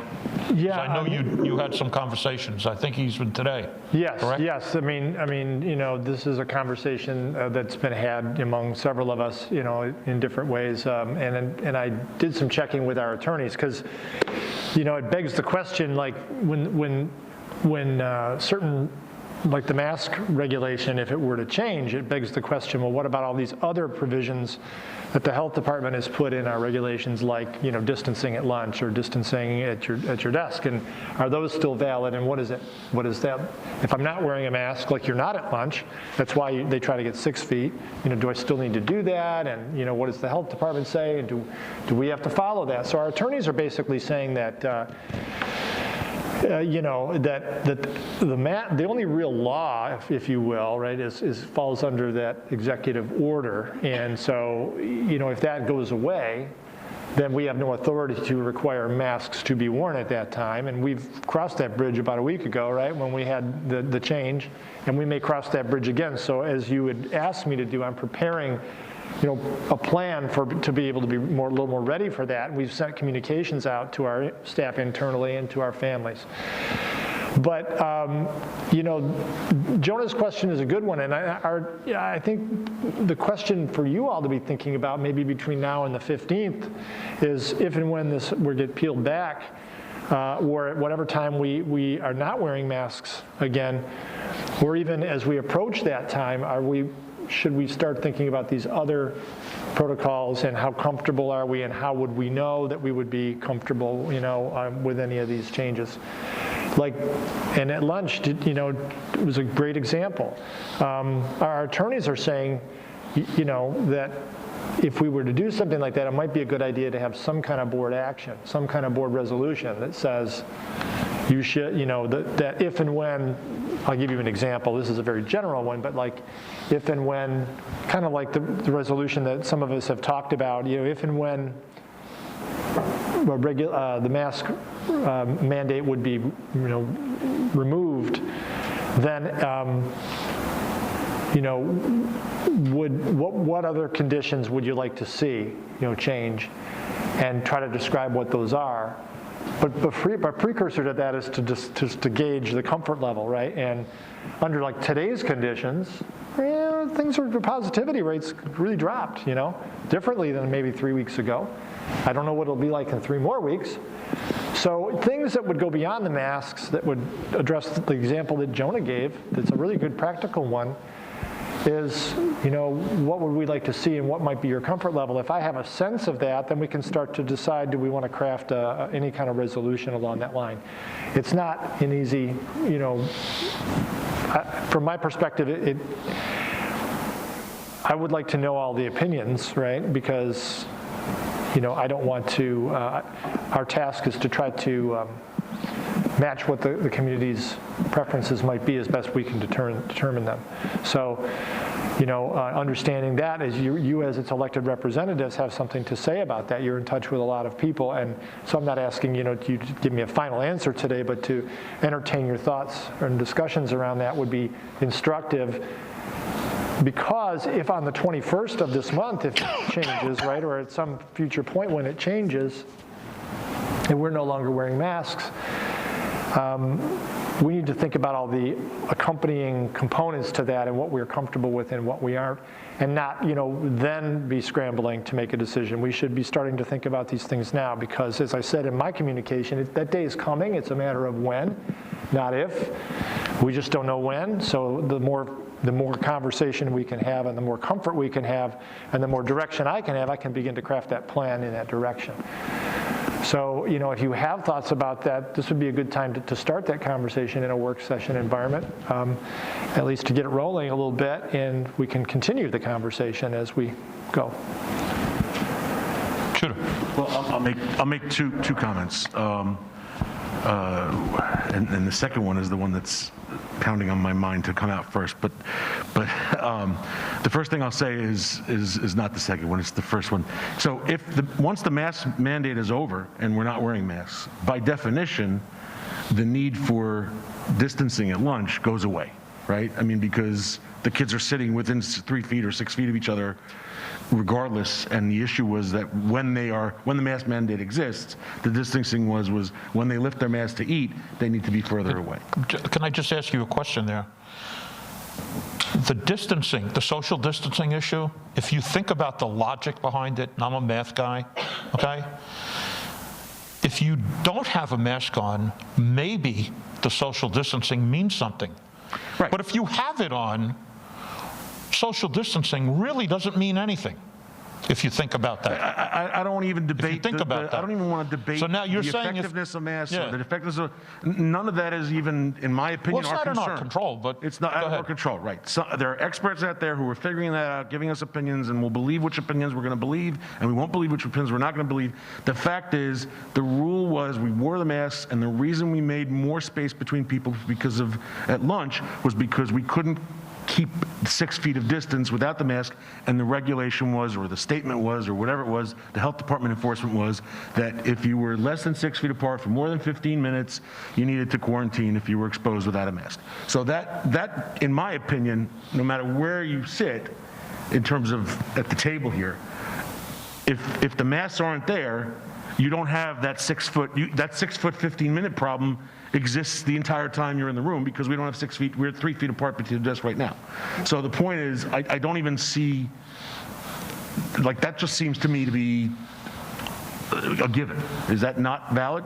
Right. So we're not going to separate 6 feet apart because the mask go away. 3 feet is a bigger issue. I understand what you're saying, right? And you're not going to have a mask on at 3 feet. Well, no, but what I'm saying is that with the reason we have kids sitting on the floor at lunch, I mean, I get what you're asking for. It's because of the quarantine, which we don't have to do. Right, exactly. So here's a scenario, though, because if you are, it is possible that we could have a scenario in which, for legal reasons, not health reasons, this is rolled back. It's just not within, say, they're going to say it wasn't the governor's purview to do this, right? So that decision is made just based on the fact that a rule was made that shouldn't have been, that person didn't have the authority to make, and therefore it is removed. Right. And it is also possible that, you know, we could be in a very healthy situation, and for health reasons it doesn't matter, but it could, right? So if you're in a situation where the health department continues to say, I want 3 feet and I want 6, you know, if someone chooses to wear a mask, I want 3 feet. If they are unmasked because of lunch or they choose not to wear a mask, it's better to have 6. And they stay in that position, even though the positivity rates are hovering like where they are now, right? I think they're around 6%, something like that. I don't know what they're so, you know, you could be in a spot where, yes, you have no authority to enforce the mask. Right. The board can put in its own, you could impose that. We'll worry about that. That's my next one. That's bang. Right. But in the absence of that, we've pretty much said, look, if there's no mask mandate, we're not interested in putting one in place. And so then the question becomes about if the health department is still saying, we're not so sure. You know, we want you to keep wearing. You know, we're not going to relax the distancing. We can still do it, right? We can still do it on our own if we think it's okay. What does that mean? We're going to have kids sitting outside during class time? It would mean you would, if you decided you were going to not enforce the distancing, you would just be having a normal lunch. No, right. No, but again, if we're not enforcing masks, and I've got 2 kids sitting next to each other that don't wear masks the whole day, then separating 6 feet at lunchtime doesn't make sense. So you're saying the kids who are wearing masks during the day may still want 6 feet at lunch? There will be some people who are going to continue to wear masks because they will have the choice. Right. And, you know, so now you get into questions of, you know, segregation and all those things that we probably want to avoid, but I think that will come into play, right? There will be people who will say, I'm just not comfortable. So I think that's the sense I'm getting, is that you know we're going to have to grapple with some of that. And so if you're in a situation where, from a health point of view, some of the health folks are still saying, we want the distancing, we want you to wear masks, and if our board if we continue to say, well, we're not interested in adding a mask mandate when, you know, of our own, right? Then we have to cross the bridge about these other things that have to do with distancing and some other measures. And so that's what I'm interested in trying to surface. I'm just not sure why we're saying we have to cross that bridge later. There's nothing stopping us from having regular lunch right now. Correct. You could right now. I don't want to conflate this with the mask issue, which I know we've all talked about a lot. Like, we keep getting back into it. I just want to, you know, take the temperature in the room on the lunch. Because if you did, and this is why I'm thinking about, or you may want some action to do that, right? Because when you do that, you're going to be taking this is not one of those situations where you're comfortable saying, no, we're just going to look the other way, right? You're saying, no, we're going to authorize this, right? Okay, because you had sent an email earlier that indicated, and that's the one that's banging on my head to come out. You had sent an email earlier indicating that it was an administration decision and you didn't need a board resolution. I think and I was prepared actually today, much like what, you know, our commenters, I think Melissa Huber mentioned, I was prepared to say, if you make an administration decision, even if I don't personally agree with it, if there's no basis for me to overturn it, then I will support you because that's my role. No, but yes, that's where I stand. Correct. I'm saying that in public, right? I mean, I appreciate at the end of the day, I don't have to agree with every decision you make personally. If there's no legal or ethical or moral basis, right, that causes me or the board in general to overturn administration decision. We've had that conversation before. I don't think it makes sense for us to have a resolution. But if you're coming back now and saying the lawyer said we do need a resolution, then I have a different approach. They said we should. They said they would recommend it, right? And particularly on the mask, I would need to do a little more research, because if we have no legal authority, right, to enforce a mask mandate, which is why we rolled back on that day last week, I think that could require board action potentially to put that in place. I'm not sure, but the other stuff, because that is what would require? I just want to make sure it's not if there's no legal enforcement to enforce the mask, what would require board action? To have our own mask mandate. Right. I don't think there's.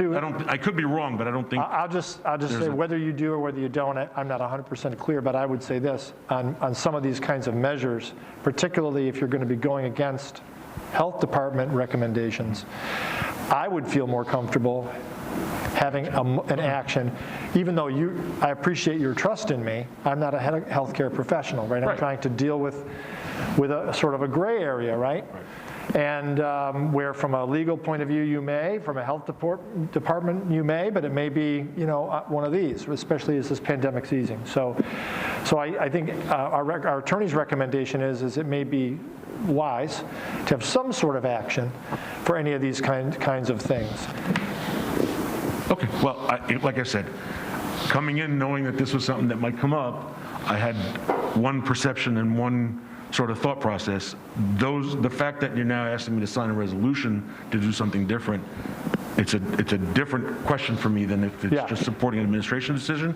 And I'll flat out say that I'm not prepared today to sign a resolution. No, I don't have, no. To do, I don't know about the other people, and maybe there'll be people making a case that'll try and convince me otherwise. But right now, I don't think it makes sense to make a resolution to, change what we're doing, period. So I have no resolution. I want to be clear. I'm one vote of 8. I have no resolution to propose. I'm merely suggesting that this conversation, if it leads to a resolution down the line, our attorneys are saying, it might be a good idea to, if you're going to do something that is going to not go in the direction of what those stated guidelines have been, it might make sense to do that with a motion, although it's not required, right? It's not, like you could do it, as Jonah indicated today, you could say, we're going to go back to regular lunch. If you did that,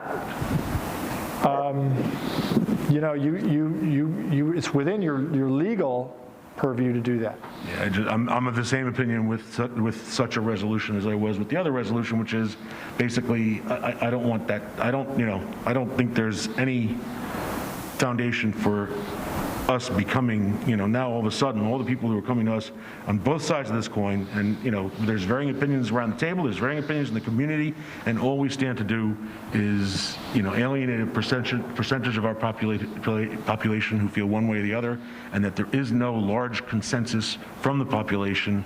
This is not like everybody's coming and there's a small group of people who feel one way or the other. This is, we've seen it, that half and half. It just doesn't make sense to me. Go ahead, Chrissy. I think something to keep in mind is lunch at the middle school, high school. I know technically they're 6 feet apart, right? But if I could imagine, and I think we all could probably think of this, are the kids really 6 feet apart when they're having a conversation at lunch? It's hard in a cafeteria to hear somebody and have a conversation 6 feet apart. And I don't think that the staff is going around with the measuring tape, making sure the kids are 6 feet apart, or blowing a whistle at them to, move away from each other. However, in the younger grades, particularly at Waverly, they are very strict, 6 feet apart. In fact, they have safety spiders, which keep the kids literally 6 feet apart. And kids are sitting on the floor in the hallway, 6 feet apart.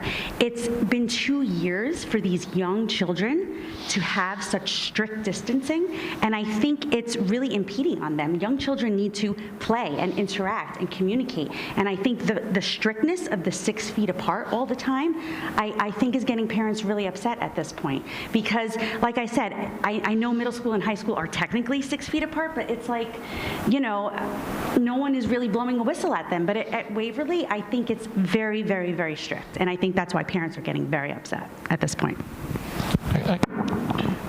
Hang on, I just want to ask a technical question, and then we'll go to you. I just had a crazy thought, okay? Which I always have.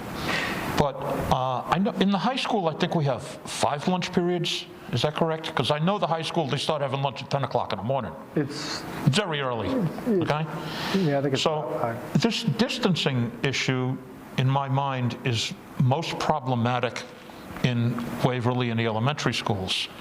And my question is, how many lunch periods do we have in those schools? Because I think if you asked a group of parents, would you be willing to send your kid to lunch a half hour earlier or 45 minutes earlier or 45 minutes later in the day? And if we could expand the number of lunch periods at the elementary level, then you could sit the kids further apart.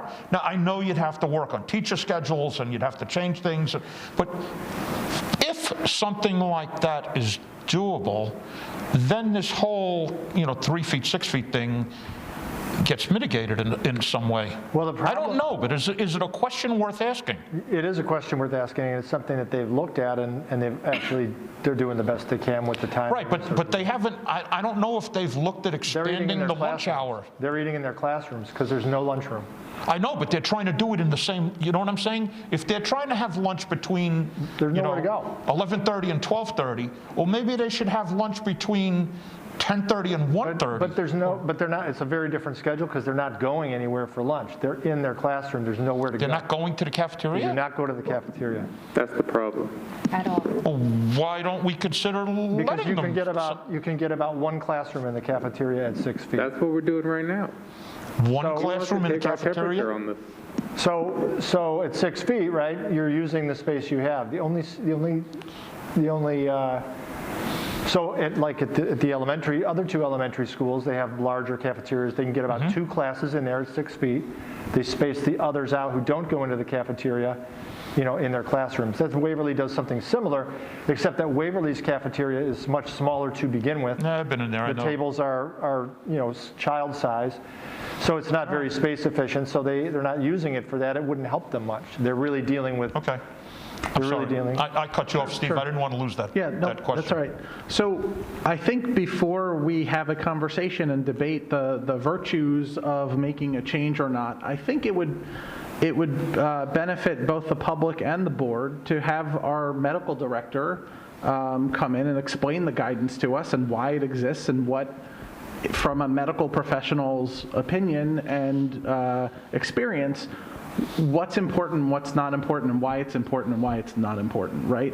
Because not one of us went to medical school, and I think it's important before, it sounds like you're asking the board to, make medical decisions, right? And my position has always been we are a board of education and not a board of medicine, and that is why I have held a position in the past, right, one way or the other, that we should not be making resolutions about health issues. And I still feel that way, but I think before we have a conversation like this, I think it would be inappropriate for us to have that conversation without hearing from our medical director and actually digging into some of this guidance and why we're doing it.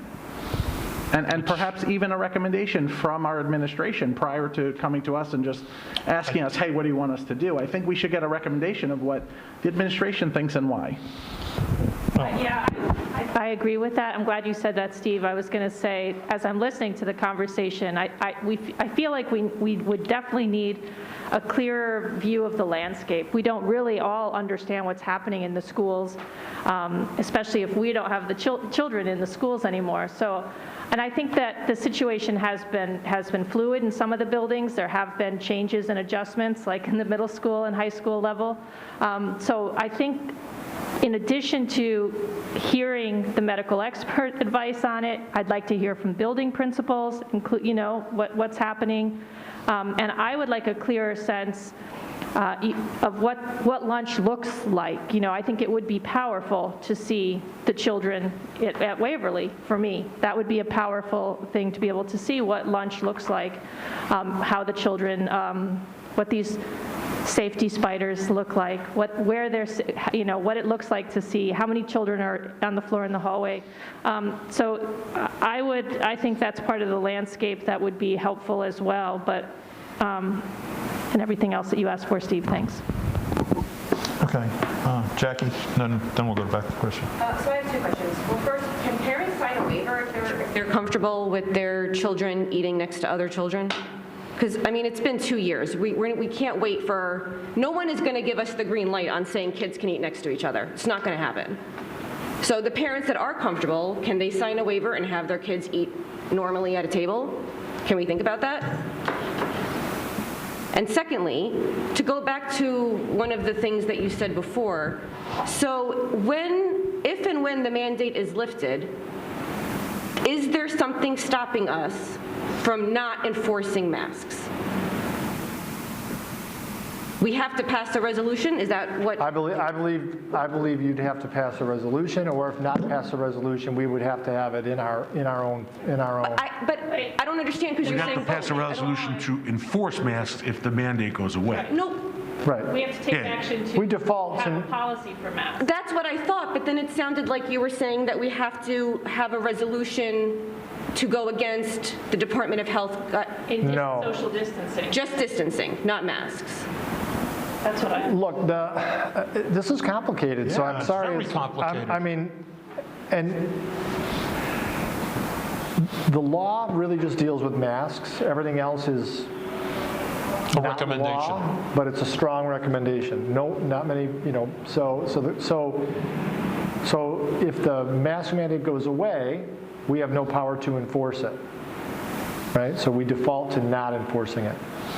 Okay. Now, I've not got the sense from anybody on the board, but if you were to say we're not comfortable with that, I think there's a mechanism, whether by resolution or whether we just change our policy administratively, our COVID plan that we have posted.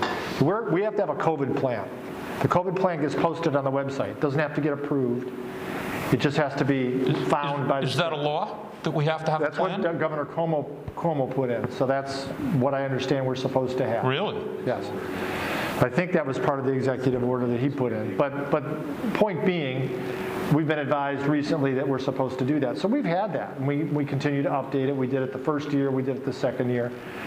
And it doesn't have to be, I don't think you've not, it's been administratively done, and we've put it in there. So we could change it.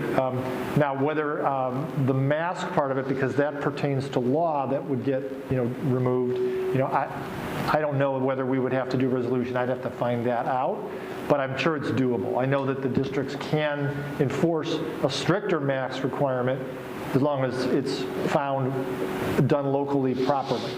But if ours rolls back, we've all said we're not going to enforce one of our own. So that's kind of a moot point. The other stuff is all contained in those resolutions about distancing, and all that other stuff is contained in the regulations that came from the state health department and the local health department, including distancing. That includes things like test to stay and all these other things that we're supposed to follow, right? To date, we have tried to follow them very much as they're written. What we're finding, though, is that like when the state stopped contact tracing, then we were given the authorization to stop contact tracing, right? So we're finding that this thing keeps evolving. My question to you, and I'm sorry I'm not bringing you a resolution, but what I feel like I'm being asked by some board members, and I'm trying to pose to everybody since this is a work session, is what's your comfort level going against a health department reg that's not law? Because in order to do that, I'm not comfortable just doing that. That's what I'm telling you. I'm not comfortable just saying, yeah, let's do that, okay? Because I'm going against health department folks. It doesn't mean that it wouldn't be safe necessarily, but it would mean that, I don't know that I want to make that call unilaterally. If a board wanted to do that, I think action to do that covers us a bit more. It makes a little more sense because it then has a force of saying, we believe that this is the preference of this community, and we believe that this is within our purview to do this, and we want to make this concession or this change. So that is why I'm asking you, that is essentially the question I'm asking you. I'm not asking you necessarily to tell me today whether you want this resolution. I'm just telling you that this sets us up into a place where we may legally, but we will be going against medical recommendations. We need to know that we would be doing that. And if we're going to do that, we need to do it intentionally, and I think we should do it with some sort of action rather than you just, allowing me to do that, because I don't know that one individual ought to be making that kind of a decision, because it could, it's very consciously moving in a direction that is not consistent with at least some guidance, not law, but some guidance. Go ahead, Chris. You were next. I know that we don't practice medicine, so why don't we look at our data? Because we know that high school, middle school students are not using safety spiders and are not 6 feet apart all the time at lunch, right? Are their numbers so much higher than the other schools in the district? Because I think when we had the big surge, I think it was pretty similar across the board in all the schools. I know Waverly had a ton of cases, and those kids are 6 feet apart at lunch. So why don't we look at our data and see if there's a significant difference? Because I don't think that there is, based on our dashboard.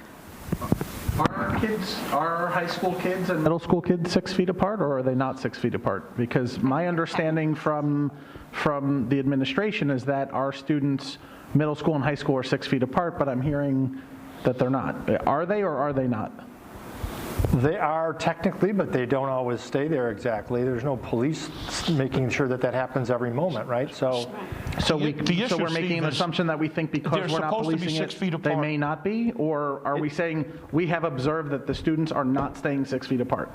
Which I want to make sure we're clear on this. I don't think that that's germane to the Sure it is. If we're looking at data, we have to understand what the data represents. I'm not suggesting that looking, I mean, we're just throwing out ideas, right? I mean, looking at the data is generally a good principle. Yeah, I agree. Looking at our practice is a good principle, but it's a very detailed conversation, different conversation to talk about high school students and what is expected and how they behave and how they act versus kindergartners and first graders, right? It's apples and oranges. And I think, I don't think that you're going to enforce things the same way. I don't think they're going to act the same way. And what they do the moment they leave, right? The minute they leave that environment and they go outside probably has a lot to do with it too. So the point being that if the data doesn't look a lot different, and my first glance is that, Chrissy, it doesn't, right? It kind of does this, but it kind of averages out, right? It has to do with all those other factors, which could beg the question of, like, what is the point of some of this, right? When you weigh it against the social emotional needs of kids. All I'm saying is when you authorize people to no longer have to sit at 6 feet, it's a conscious thing, and it has to be done consciously, because there are people in the healthcare, the healthcare regs are saying you should maintain that. But there are also people in other states that are not maintaining that. And, all this stuff we're talking about is all political. I mean, let's face it. Let's call it what it is, okay? It's all political. It's all political. And I've always said that when we have a mandate, we have an oath we have to uphold, and we have to follow the mandate. When that mandate is gone, okay, personally, I don't want to do a resolution based on someone's recommendation, because there are recommendations all over the country and all over the world that contradict each other. Israel's doing it one way, England's doing it another way, Australia's doing it another way, South Africa's doing it another way. There are different states that are doing it differently. There are different counties that are doing it differently. And, the CDC has recommendations that the New York State recommendations are different than. Right. So who's right? So I don't want to put out a resolution that says that we're going to either follow New York State recommendations or not follow, okay? But My position is if it's mandated, we do it. If it's not mandated, we don't do it. But back to this. And I don't think you need a resolution not to do something or not to follow a recommendation. You don't. Anybody disagree with that? Or? I agree with you 100%. Thank you. But, Anybody else disagree, agree? The distance guidelines are not a mandate, right? I'm So you're saying, that, as I see it, we are required by our oath of office to follow state law and regulations and mandates. Once that mandate is removed, if a health department, either at the county level, the state level, says, you don't have to do this, but we recommend that you do. Why do we need a resolution to not follow their recommendation? Because the lawyer advised Dr. You know Glass what? that he should follow I'm sorry, that because guideline. I could be making my decision on New Jersey or Connecticut or Maine or Florida or some other state that's doing it differently or some other country that's doing it differently. That You're missing the Israel's doing point. it Dr. differently. Glass said he is not comfortable based on his conversation, and I apologize if I'm speaking on your behalf, but the conversation we're having here is that there is no mandate, there is a guideline. Right. Dr. Glass thought he had the authority to do it himself, to change the lunch situation. Right. Spoke to the attorney. The attorney said you should follow the guideline, right? The legal term of But should. what if the CDC guideline is different than the New York State Department of Health guideline? It doesn't matter. At this point, he's No, it saying does the matter only way to he's me. going to do it, he's saying the only way he's going to do it is if he has a board resolution. I think that when it comes to the masking, it's a different issue, right? The masking is going to resolve it, is going to, force a law, that'll take care of itself. We're going to follow that. These other things, right, there's a whole bunch of stuff we've been following. Yeah, I know. Right? And so if we're going to change course and not follow that, and they're going to continue to, they may continue to evolve it, and we can advocate that they continue to evolve it, but we don't know what it's going to evolve to. So if we are going to go against it, and I'm going to direct people, you no longer have to follow this. I need something to stand. I feel like I need something to put my feet on, right? I don't feel like I should be doing that unilaterally because I'm not a medical doctor. I'd give you a resolution that says that if it's not mandated, you don't have to do it. I'll second. If that is a resolution you want to pass, at least that would be something, and that was kind of what the attorney was suggesting. The attorney's saying first, you should follow it. Second, if you're not going to follow it, you should have some sort of action that Wait, I really believe. Can you clarify that for a second? Did you just say that the attorney gave an opinion that we should follow it? They're saying that the district should follow it. So our legal counsel is recommending their legal opinion that we should follow it. A recommendation. And But they well, also I'd like said to hear we're from our not medical. we're not legally required to. Not legally required. But I'd like to hear from our medical director. Oh yeah, it's fine. so let's have the medical director and our lawyers look at the data and see that there was no difference between Waverly and middle school, high school, and the distancing. But even that, Chrissy, we're not smart enough to interpret that data. Think about it. It's not my field of expertise. Give me something financial and I'll look at it. But I'm not going to look at that data and make That's why she said let the medical director look at it and give us a medical opinion, right? I agree. I think if we as a board are going to start making medical decisions, which I don't think we should, then we should get input from our medical professionals that we hired to give us input on these medical decisions. Given us her opinion on that. Say what? I think she's already given us her opinion on that. I don't want to speak for. Quite a while ago, not under the new, because now we're talking about a new variant that's much less, it's much more contagious and it's much less deadly and all those things. But then It's this a brings different us world. into another topic, because I think she already stated her opinion is that all kids should be vaccinated. So then that's the problem. So that brings us into another topic that we all don't want to, talk about for hours and hours and hours. So we already know what her opinion is. I don't recall her ever telling us that she thinks we should mandate kids to be vaccinated, right? No, not mandate, but only would be comfortable. So if she thinks kids should be vaccinated, okay. Regardless, the last time she spoke to this board was many months ago. The numbers are different today than they were back then. It's a different There's new disease medical today. information. I don't, if you think that our medical professionals are going to recommend that we follow the guidelines, and we've just heard our legal counsel recommends we follow it. Wow, that's a lot for us to just decide without real information that we're just going to go against that. I'm going to say something that is highly controversial. Highly controversial. Okay? Get ready. All right, the silent pause. If you talk to your doctor privately and you ask them about the vaccine mandates and ask them for their personal opinions, I've done that with several, not our medical director, okay? Several doctors. They'll tell you, I think you should do this, but don't tell anybody I told you that. Because they're being held hostage by the system. That's true. All right. That's true. I appreciate that anecdotal comment, but I just don't think it, necessarily is. I think to Steve's point, we're making a decision that is not, about a personal conversation with our personal doctor, and that would vary from case to case. So, and I would agree, we should keep vaccines out of this particular one, but I do think that we need more of a landscape, and I also think if we are going against the Department of Health guidelines, our attorneys, and we don't know, we haven't heard from the medical director, we haven't heard from the building principals and the administrators. I mean, I think all of that matters. I sort of share the dis-ease that you are expressing, Dr. Glass, about sort of unilaterally making this decision, because we are making it for all the children and all the children's, all the families in the district. It impacts everyone. It's not just about my own personal choice and the guidance I get to guide that choice. So I think we need more of a landscape, and I think it makes a lot of sense to put the brakes on and to have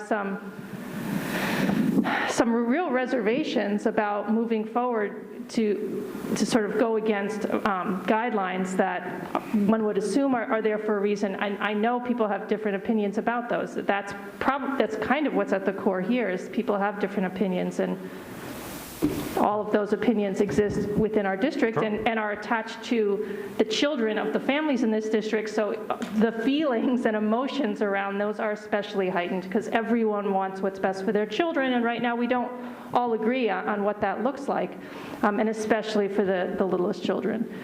As I take Chrissy's point to heart that the parents are. Some parents are not happy at all and are feeling very emotional about the way that the children are experiencing their day-to-day and their lunch and their friendships and all of that. But I get that emotional content, and I think it's valid. I'm not dismissing it, but I also think the bigger picture is something that we have to look at. All the families in the district, all of those feelings, and all of the different regulations and the guidance that are coming to us. I think it is incumbent upon us to listen to it, even if it's not law. Well, we're not going to solve this tonight for sure, but we had a good conversation. So that brings up one more point I wanted to make is, here we are almost 3 hours into the meeting, and, many people have left to go home because we got to board comments, and here we are discussing a lengthy discussion on a topic that was not on the agenda that, frankly, board members were not prepared to discuss, and I don't think the public was expecting. So, I think when we have a discussion like this, I would ask that in the future, first we get those opinions and have the professionals interpret things for us, but also that, it be on the agenda so that the public knows we're going to have this conversation. It doesn't come 2.5 hours, 3 hours into the meeting. In all fairness, this is a discussion meeting, a workshop. It's not a regular meeting where we're going to take action on the event. So we're allowed to bring up anything that we want to talk about, and this was an item that's becoming pertinent now, especially that the governor extended or the court extended the deadline to March 1st, I think. It has nothing to do with the lunch stuff. That's all the math. What's that? That's math. That's math. The lunch we could do right now. If people on the board would give Rob Glass the comfort to do it, we could do it right now. Okay. And I just want to say, Steve, generally that's the way we should function. And this stuff is moving pretty fast, and there's been some conversation that's been advanced, just on one-off conversations with people who say, I'd like to have this conversation. And by the time that you get that, and then you get a legal opinion, there isn't a lot of lead time. And I know it's only been 1 week since our last, board meeting, right? So we have 2 weeks now between now and the next one, so I want to at least get the conversation started. But I understand what you're saying, and I support what you're saying. Okay, Chrissy. I'm concerned that with the Waverly kids, okay, we have parents who are very upset. It's been 2 years. They're concerned about their children's mental health and development and being so strictly apart. And then we know that we're going to have parents that may not feel comfortable having their kids eating close together for a long, long time. So I don't necessarily want to segregate kids, but to Jackie's point, I wonder if we could ask the lawyers at some point, is that something that we can do? Have parents sign a waiver that if they are comfortable sending their children to eat lunch in the cafeteria, they can. And for those parents who are not comfortable, because my fear is that that could be a really long time, and then we have parents who are really, really upset. So maybe that is an option that we could look into. I can certainly look that up. I just want another thing to be thinking about is does the board want to go down the pathway, because this is a slippery slope. You start doing it for this, and it will be endless. Okay, so, and I've heard people express, I don't want segregation, right? And so, but I think it's a fair question, and knowing the answer to it, whether it's permissible or not, is probably step one. So I'm happy to find that out, but just really think about that, because you do it in this situation, you'll be doing it in many situations, I would predict. Or it would be hard to draw a line, say we're doing it in this one and not that one. So I don't want to, are we finished with this, or anybody else want to add something? Okay. I'll give a closing remark. Before we feel like we're kind of beholden to these recommendations about distancing, just remember that these are the same distancing recommendations that kept our children out of school for a year. So I feel no obligation to follow these recommendations if they're not legally binding. I would tend to agree with that, but I think it's just a tiny bit early to throw that out. I think let's wait and see what happens for March 1st. And I hate kicking the ball down the road. Nothing to do with March 1st. What's that? We're not talking about math. We're talking about lunch. There's no date. No, I know, but there's no date. Why are we waiting until March 1st? Why are we waiting a month? I think if we lined up the people, all the parents at the board meeting here, and we put one side on one room, one side on the other room, we put a rope and had a tug of war, okay, we'd find out, which side was stronger. But would that help us make a decision? I don't know, because there'd be a lot of people on both sides of the room. Do you know what I'm saying? It's, I don't know. Anybody else think that we should change the lunch rules unilaterally at this point? Jonas says yes. Okay. Chrissy would like to. Okay. 3. Yeah. Okay. Actually, can I end with one thing that might be also controversial, but just to follow your lead, Vito? Not as controversial as mine. Okay. So we all saw the statement today that was posted online from Betty Rosa, right? So she basically said, from Betty Rosa, the NICED commissioner, okay. right? Oh, yeah. Okay. So she basically said, children are watching, so don't question us. Don't say anything. Let us tell you what's best for your kids. So at what point do we really believe that the Department of Health is going to say it's okay for kids to sit next to each other? Because I don't think that they're going to tell us that. So I think that it is our responsibility to question and to figure that out amongst ourselves. And that's all I'll say. Okay. All right. That's it. So we're not taking any action on it. We should post the Betty Rosa's statement, because I think there are different ways to read it, and I would have read it with a slightly different lens or tone. So I think asking for civility and being able to have differences of opinion, which we clearly have, was sort of the tone of it. So we could put that on the website so people can see that statement. Yeah, that's actually a good idea. I like that. Can we do that? Sure, yeah. All right. I'm going to close this discussion because I think we've beat this. I know I said I wouldn't talk about math. I just want to be crystal clear. February 21st or 22nd, when it rolls off, there is nothing that this board needs to do for the math to go away. Can you confirm? As I understand it, yes, that's what I understand.